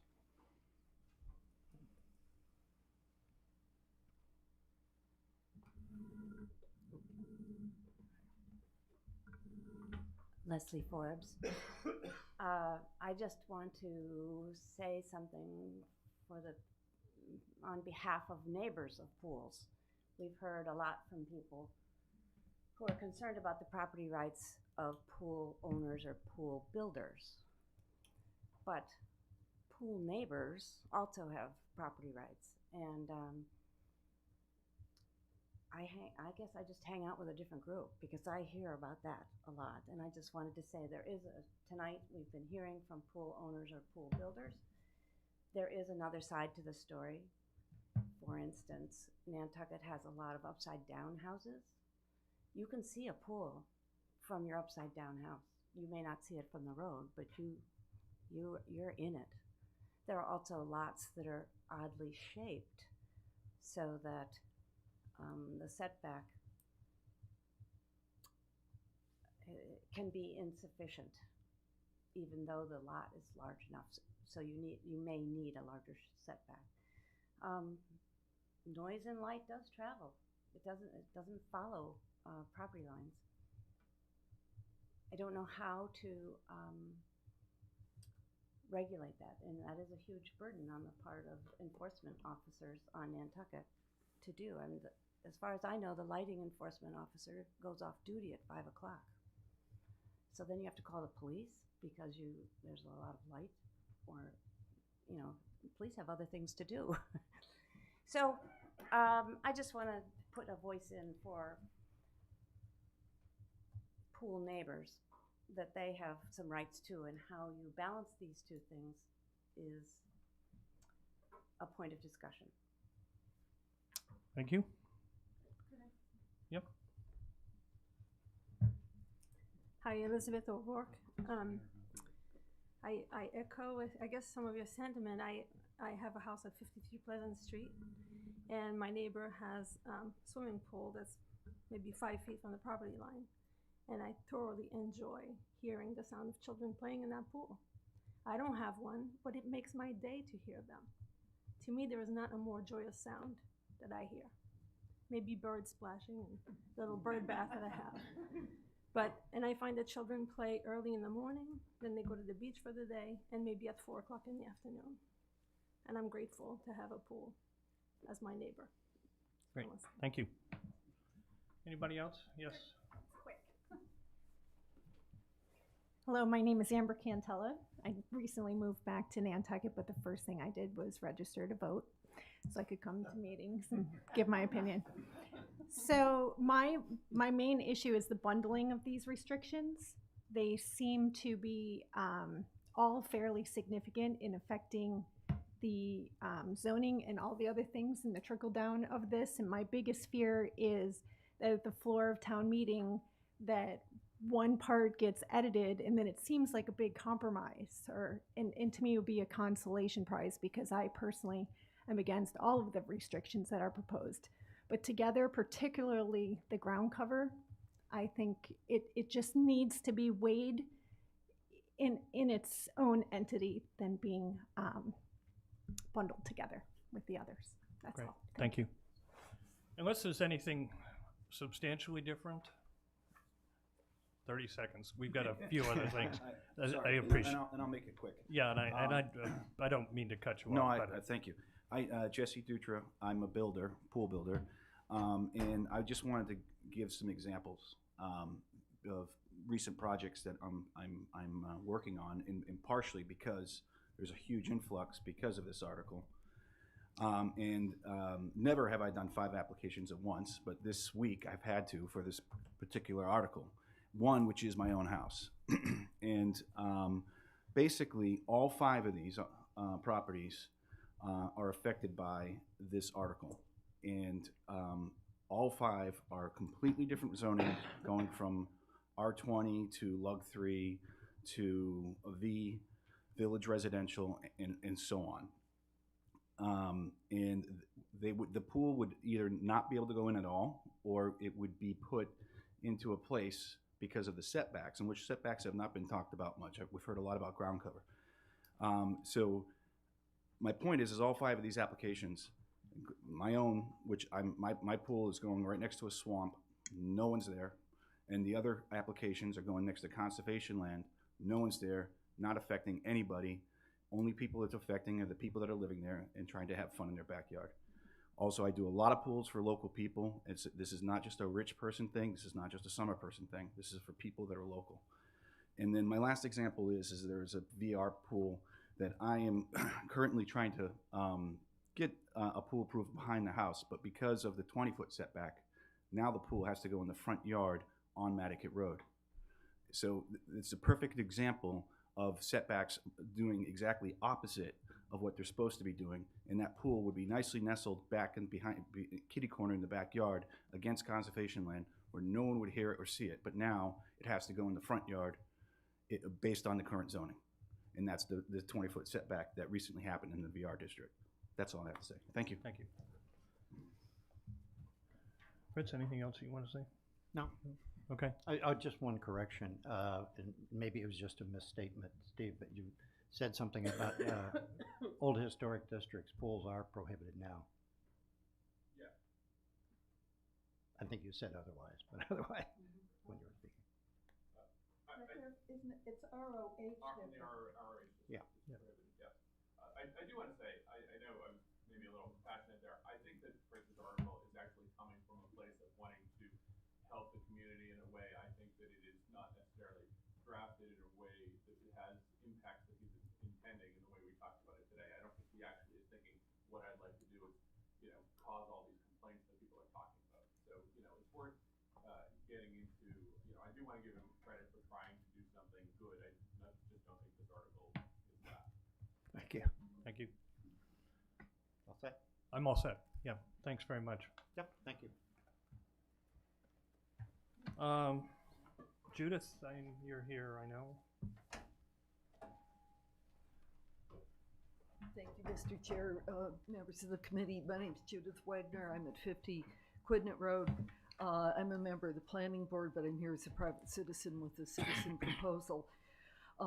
Does everybody have a copy of it? I brought added copies in case anybody didn't have it. This is designed to try to deal with safety, quality, and legality of some of the way rentals have been handled in Nantucket as we've become more and more inclined to rent out a lot of properties. I keep hearing issues about basement apartments being put in that may not be in compliance with some of the code requirements, other kinds of safety issues. I talked to the health director. He said that he's concerned about things like that if there's electrical fires or things like that that may arise when people try to connect using too many extension cords or things of that sort. We have that kind of thing going on, I'm afraid.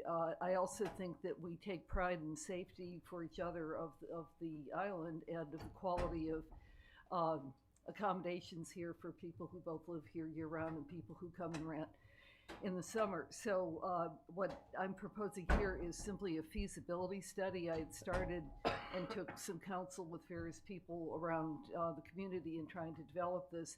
A feasibility study to look at a possible system that would require registration of rental units, certification that they have been inspected, and then they could be rented as long as they're certified as having been inspected and comply with the various kinds of legal requirements that are in place. I've heard from some people, including some in the room here, that a lot of people who use Airbnb or other kinds of rental facilities, or maybe those who go through realtors, may have good compliance with what's required. But I think that we're not really sure about that, and we really should be taking a look at those issues. The fact that this is a proposal that you apply to be certified means that there would be an agreement that you would be going through an inspection. I've put a lot of thought and did a lot of research about the kinds of questions that a feasibility study might address. Some of them might include things like self-certification. If you've been through a full inspection, at some point you might be able to just re-up and show that nothing has changed previously. But it really is an effort to try to pull together people from the various affected governmental entities and people of the community to look at this. It also, in my opinion, it's important to do it now, because if the short-term rental and Airbnb legislation pending in the state legislature, in fact, would pass, they would anticipate some sort of required listings in order to impose tax. I'm not proposing to limit these inspection situations to only short-term rentals. It would be both full-time, year-round, and short-term, but I hope I've laid it out adequately in the written material. I'm happy to answer questions if you have any. Does the Board of Health have jurisdiction already to just do this? I think they have jurisdiction to impose certain kinds of regulations. I don't know that they could take on imposing an overall requirement about any kind of rentals. But I think the reason I wanted to do an inventory, I'm sorry. I'm sorry. When I talked to Mr. Santa Maria, we talked about some of their authority to deal with kinds of danger situations and enforcement, but I don't really know whether they've talked about that. So I'd have to confess I can't answer that. But what I would say is I think we need the townspeople as a whole. That's why I wanted to bring it to town meeting, that we all agree that this is important, that we want to do it. I think if you simply have a regulatory board act separately on this, I don't know that they would, for example, have authority. They do have authority for certain sort of fee setting, and I think they should be the ones that would manage whatever the fee would be to cover costs of enforcement type inspections. But in terms of whether they could decide that based on rental as a criterion, that would be something they could take on, I simply am not sure, but I'm sure they'd be happy to respond to that. But for myself, I think it's important to have the public and the community buy into it and not just have it be enforced as a regulatory matter by a non-elected board. So that's why I wanted to bring it here. The health department is elected. Pardon me? The health department, Board of Health is an elected board, so. Okay, I just meant in terms of the community as a whole that I think that we're trying to. The board. It's not? I didn't think Huh? they were. Oh, with great apology. Okay, you're absolutely right. Well, that was my assumption. I assume I make No. mistakes too, but in any No, event. But the main point is I think the public as a whole, because there's people that are renting professionally. There's a lot of realtors who, some in the room tonight, but on the other hand, there's other people that are taking care of their families and otherwise, and I think we really need that kind of a broad conversation to be sure we do it right, and that for them to simply start this on their own doesn't give you that kind of community buy-in. So that was my thinking. Great. Thank you. Questions? Anybody in the audience that would like to? Rick?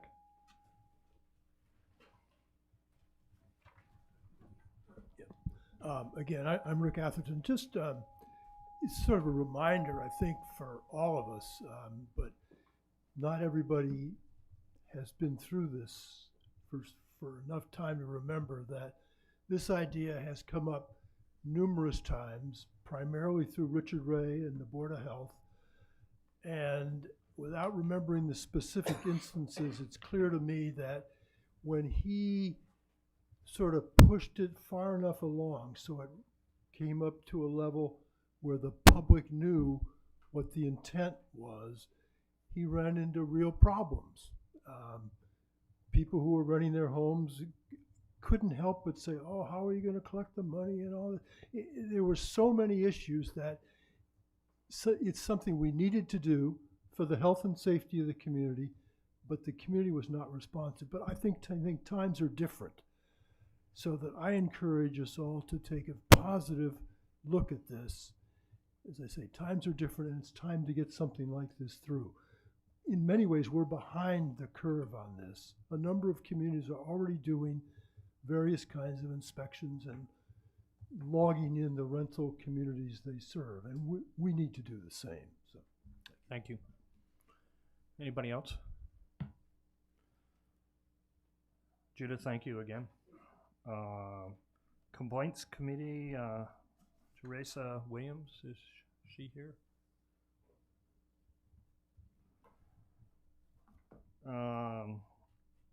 Stephen, are there any of these zoning articles that you want to specifically speak to? And I would defer also to my committee members. Are there any that you want to hear Stephen specifically speak to? Yeah, so anything that you think that we should.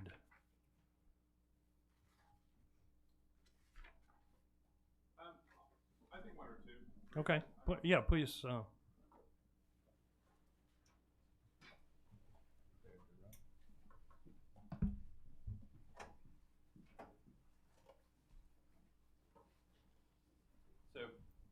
I think I've got 10 or 11 articles here that are each sort of bite-sized pieces of zoning that you don't necessarily need to go through the details about. I'm happy to talk about any of them.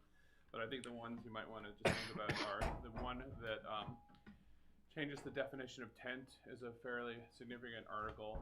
And I just want to point out the point of it is to try to crack down on houses that are essentially being used as could you, if you're representing a client, would you identify who you're representing? Sure. I have a group of clients in the Tom Nevers area that have asked me to work on that issue. I can give you a bunch of names if you want, but. But you're not representing Tom Nevers Association? No, it's private parties. But the article is sort of island-wide. There are a handful of houses that essentially are used as recreation halls and wedding factories, and they're used essentially commercially, and that creates a huge impact on the town in terms of traffic, police details, complaints about noise, other negative impacts, and the warrant article, the bylaw right now essentially says that you can have up to 3 events with tents or up to 12 days, which are generally broken down into 3-4 day events. And what this article says is, okay, well that's fine, but you can only have up to 4 events or 12 days in 3 years. So if you want to have the problem now is you have people who have 3 events every year. You know, my family's not that big. I don't have that many graduation parties and weddings and whatever to have a tent events every year. So the idea here is that if you are having these kind of large scale events at your house, you should be limited over a period of time. So if you had over 3 years and you wanted to have 4 events, you could do 1 a year with a second one or something. But that's the intent here. Yeah. Is this because they're a nuisance? It is. If you listen to you know, We Are Family blasted all day, all night, every weekend, it can be pretty bad. The issue with these. No, well, Come on, keep going. No, but the significant difference is that these are essentially a backdoor commercial use of residential properties. And if you're operating at that volume, you know, you should be in a commercial district or be getting proper permitting. I think there's a public health and safety issue here. I think there's a avoidance of taxes and tax assessment of the properties. There's a tax avoidance there. There's extra costs on the town for the noise calls and police coming to these things and all kinds of stuff. If you want to have a wedding factory, it should be permitted that way. It should be constructed that way. There's, you know, fire code and safety issues because these buildings aren't built as commercial structures, and they are a constant nuisance. But the nuisance is only part of it. So just so the irony is not lost, I think on the committee that swimming pools are where the music blasts and the lights are on until 10 o'clock and the police get called is an acceptable nuisance to many people, and tents and weddings are not. I get the irony, and I'll wear proudly the badge that one is an abuse of the system and is a commercial enterprise in a residential property, and the other one is a residential use on a residential property, and that's really the difference. These weddings. Although what Judith just proposed, which is a rental identification system, is fundamentally trying to identify the fact that many of the properties with pools are basically a commercial hotel operation that were built. So anyway.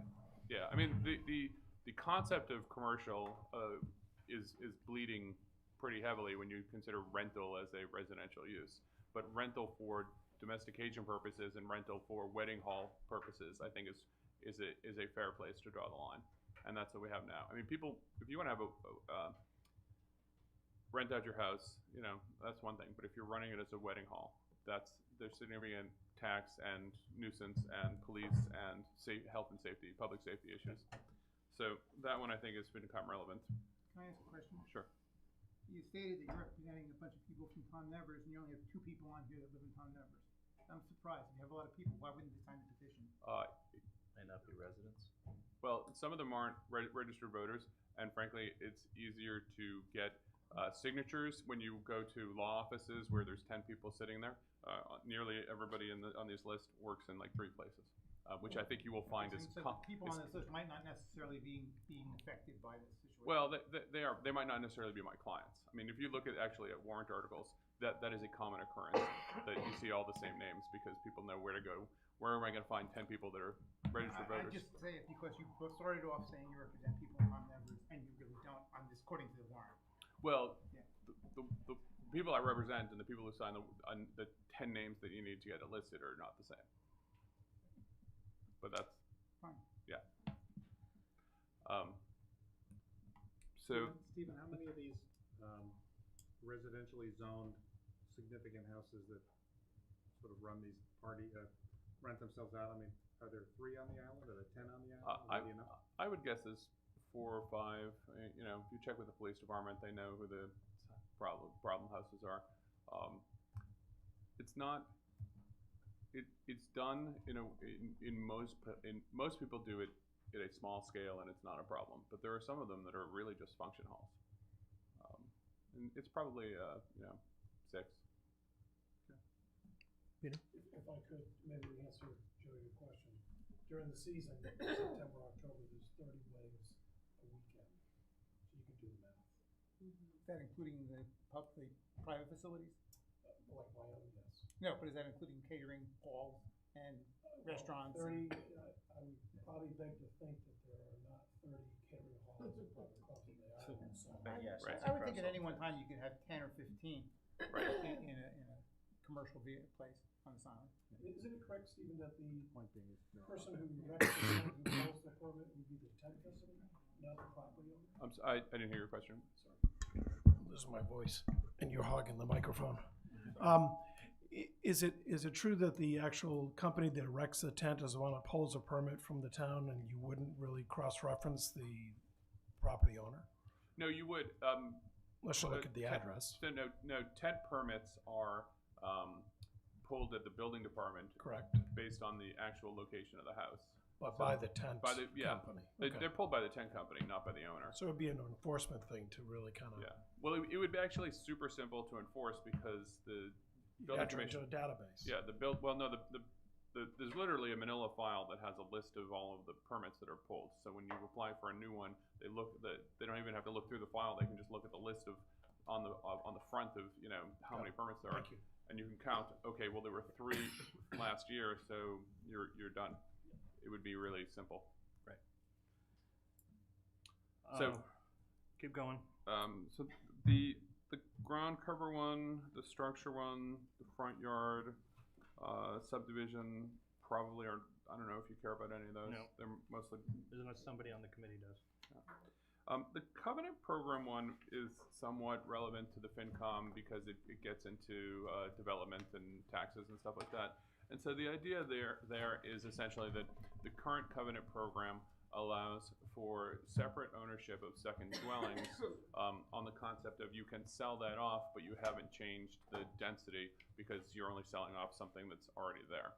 And the problem that runs into, I think, or what I would perceive as the problem, is that we have some very large lots that could stand to have a little more dirt go to affordable housing, and there's currently no way to do that. And so what this article basically says is, okay, if you are in the 40, 60, 80, 100,000 square foot lot range, maybe you could do 2 covenant lots. Maybe you could create more, and we'd put some restrictions in place so that it wouldn't get out of control. But I think those large lots are a right place for us to try to create more affordable housing in a very small scale way. So that's the goal there. And are you representing yourself on this, or do you have clients? It's personal. I do not have a client on this. Thank you. I do have a client who's interested in it, but they're not paying me to do this. Thank you.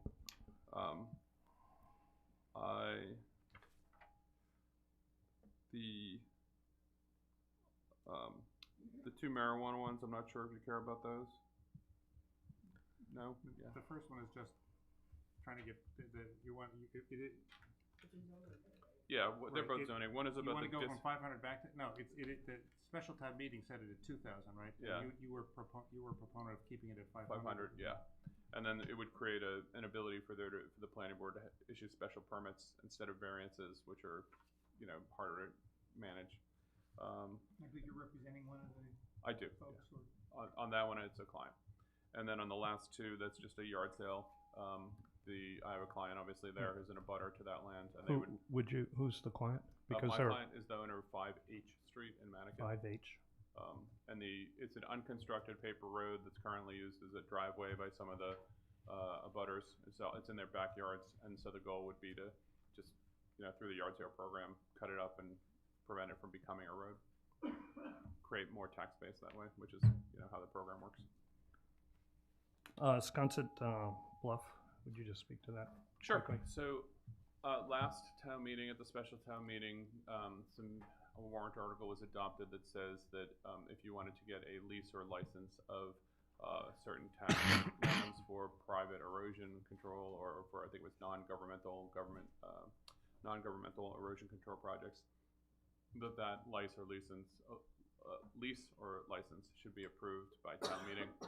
Frankly, I question whether or not that article is valid, and I don't think the Attorney General has ruled on it yet, but sort of regardless, we wanted to get it in front of town meeting to ask for the lease or license that would be required under, in this case, along Baxter Road. Thank you. Any questions? Stephen, thank you very much. All right, thank you. Tobias isn't here to talk about whales. So with that, unless somebody else has something to say about the articles, I'd like to close the public hearing. Citizens articles, resume our regular meeting and move reasonably quickly through the rest of our business so we can get out of here. Libby, would you, there's a request that the Finance Committee designate, have somebody sit on the Qualifications Review Committee, and I think there might have been a little bit of a confusion earlier about whether what this group is actually going to do. I don't think, so would you just explain? Sure, it's just a group that's going to review the proposals that come in from the RFQ that we are issuing. And the RFQ is going to cover what? The RFQ is covering, it is seeking groups that are proposing to have a co-located retail marijuana establishment with a medical dispensary. There's a lot of criteria, and so. Okay, so it's a co-location. It has nothing to do with growing marijuana or any. And a lot of criteria, so the review committee, which has, I can't remember who all is on it, but there's a board member, there's, if you want to view, there's somebody from Chamber of Commerce, myself, the planning director, I think the police chief and health officer, maybe, but anyway, they review the proposals and make a recommendation to the board about the award. And then the board. Okay. Is there anybody who wants to do this? I had previously reached.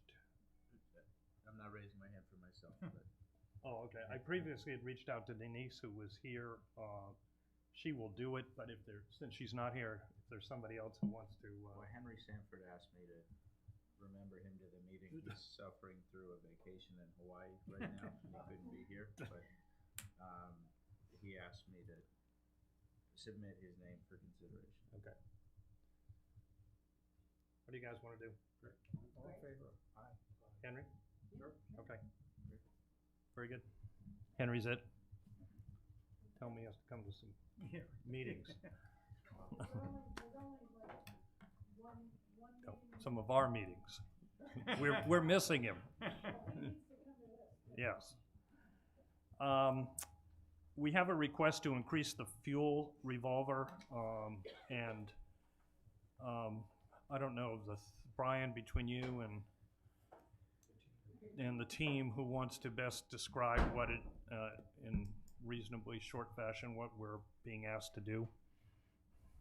In reasonably short fashion, we're asking, we'll be going to the selectmen next week to increase it to 5.2 million, because at the end of last year, we almost ran out of the ability to pay for gas for fuel through the fuel revolver, when it was at the 4 million cap. And they would like a buffer, as noted in the memo that we sent to you earlier today. I've talked to Jamie, I've talked to Noah, they have done an extensive amount of research and analysis, and they're comfortable moving it to the 5.2, and still believe that they can maintain the $2 million transfer that they have budgeted in there. As they've noted, there's almost $6.5 million already in it, so we'll be immediately making a transfer, if this is all done, of 1.3 million into their operating account. Okay. And for those of us who struggle sometimes to figure out why we have to do this and the vagaries of calendar years and fiscal years. We set the limit at 4 million at town meeting, and if once they hit that for revenue, they cannot expend past that number. And last year they got very dangerously close, and if they had to purchase fuel, pay for additional fuel, it would have had to come out of their operating budget, or else we would have had no other way to pay for that.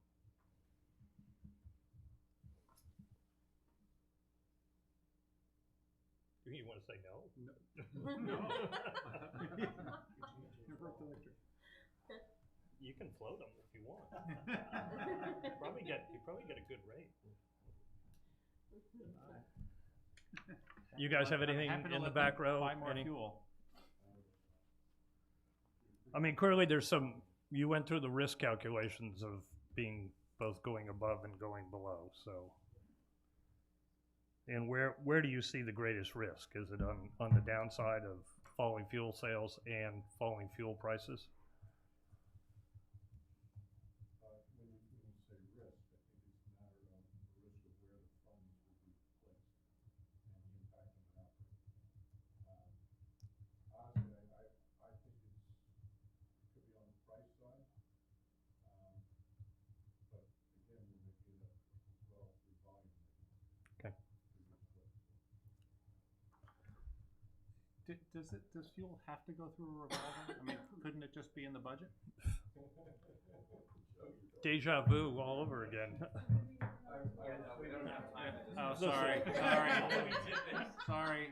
Get out the gong. I'm sorry. This was. The answer is yes. Yeah. It has to. I know, it's working as intended, so. All right. If I've got in the shorthand, this was set up as much because of the need to do workarounds around the way the state municipal finance regulations are written. Okay. I think, am I fairly close to that? I mean, I certainly remember when we had challenges a few years ago when we put this together. If there are no further questions and we're all favorably disposed to signing off on this, can I have a motion to do so? So moved. Second. All in favor? Aye. We have two things. Don't run away on us here. The date of our next meeting is on the calendar for the 17th. It would be, it's scheduled to be the CPC discussion. That's Monday. Yeah, that's Monday. And there was a joint meeting scheduled for Wednesday with the Board of Selectmen for Capital Committee, but they have not finished their work, so that joint meeting isn't going to take place. So we're not going to have a meeting on Wednesday. But you sent us an email asking us to go to the selectmen's meeting on Wednesday. Yes, that would be for the budget. So it's a replacement meeting. Yeah. So do you want to meet on, I mean, are we going to have much more discussion on CPC? I can't be here on Monday anyway, so I'm going to be a no-show. Well, why don't, what? No? It is what it's gonna be. We're gonna approve the money. I just wanted it known that they did say they weren't gonna come back for more money for windows. And then they came back, and more importantly, the town just entered into a new agreement with these same people to operate a much larger facility. Yep. And they say they're gonna take care of the building, and eventually, if they run into trouble, they're gonna come back to us. And There's a track record. yeah, I mean, they know our pockets are deeper than theirs because they set up these sole purpose entities for every one of their developments. The fact is, they have a lot of money, and they also know how to run buildings profitably, and they're not doing it here, and we're probably gonna foot the bill. So, you know, I just want to be able to say to my kids, look up the meeting notes from December 2018 and December 2017 and 2016. But, you know, we are where we are, and I'm still waiting for you to explain to me why they got that 6 fairgrounds for bid. But anyway, no, it won't be a multi-meeting discussion, and it won't be a long discussion. I do want to see what this new assurance looks like, but that'll be it, at least for me. So, do I digest that to, no, we don't have to meet, or yes, we do have to meet? On Monday? Yeah. Oh, if that's the only reason to meet, then no, we don't have to meet on Monday. Okay. Maybe we could just get Ken to email, we can amend my request. Email whatever assurance they give us that they won't come back for something next year. All right. Be good. Finally, excuse me, I just want to recognize Brian and the work that he and his team have done. Our AAA rating, which is fabulous, and as far as I know, the first time the town's ever had a AAA rating. I thought the Board of Health was elected too, so I could be wrong. But anyway, terrific job in having one of the few people that have seen you join the town and work through all of this. The work has been terrific, and the the tangible recognition obviously is ending up where we are, and certainly listening to the auditor last week was great. So anyway, Here, here. kudos to you. And he looks great in a Santa Claus costume too. Is it true, Brian, that we're the only island in the country that has a AAA rating? We're the first island that we know of that Moody's has ever awarded AAA to, other than one that's its own country.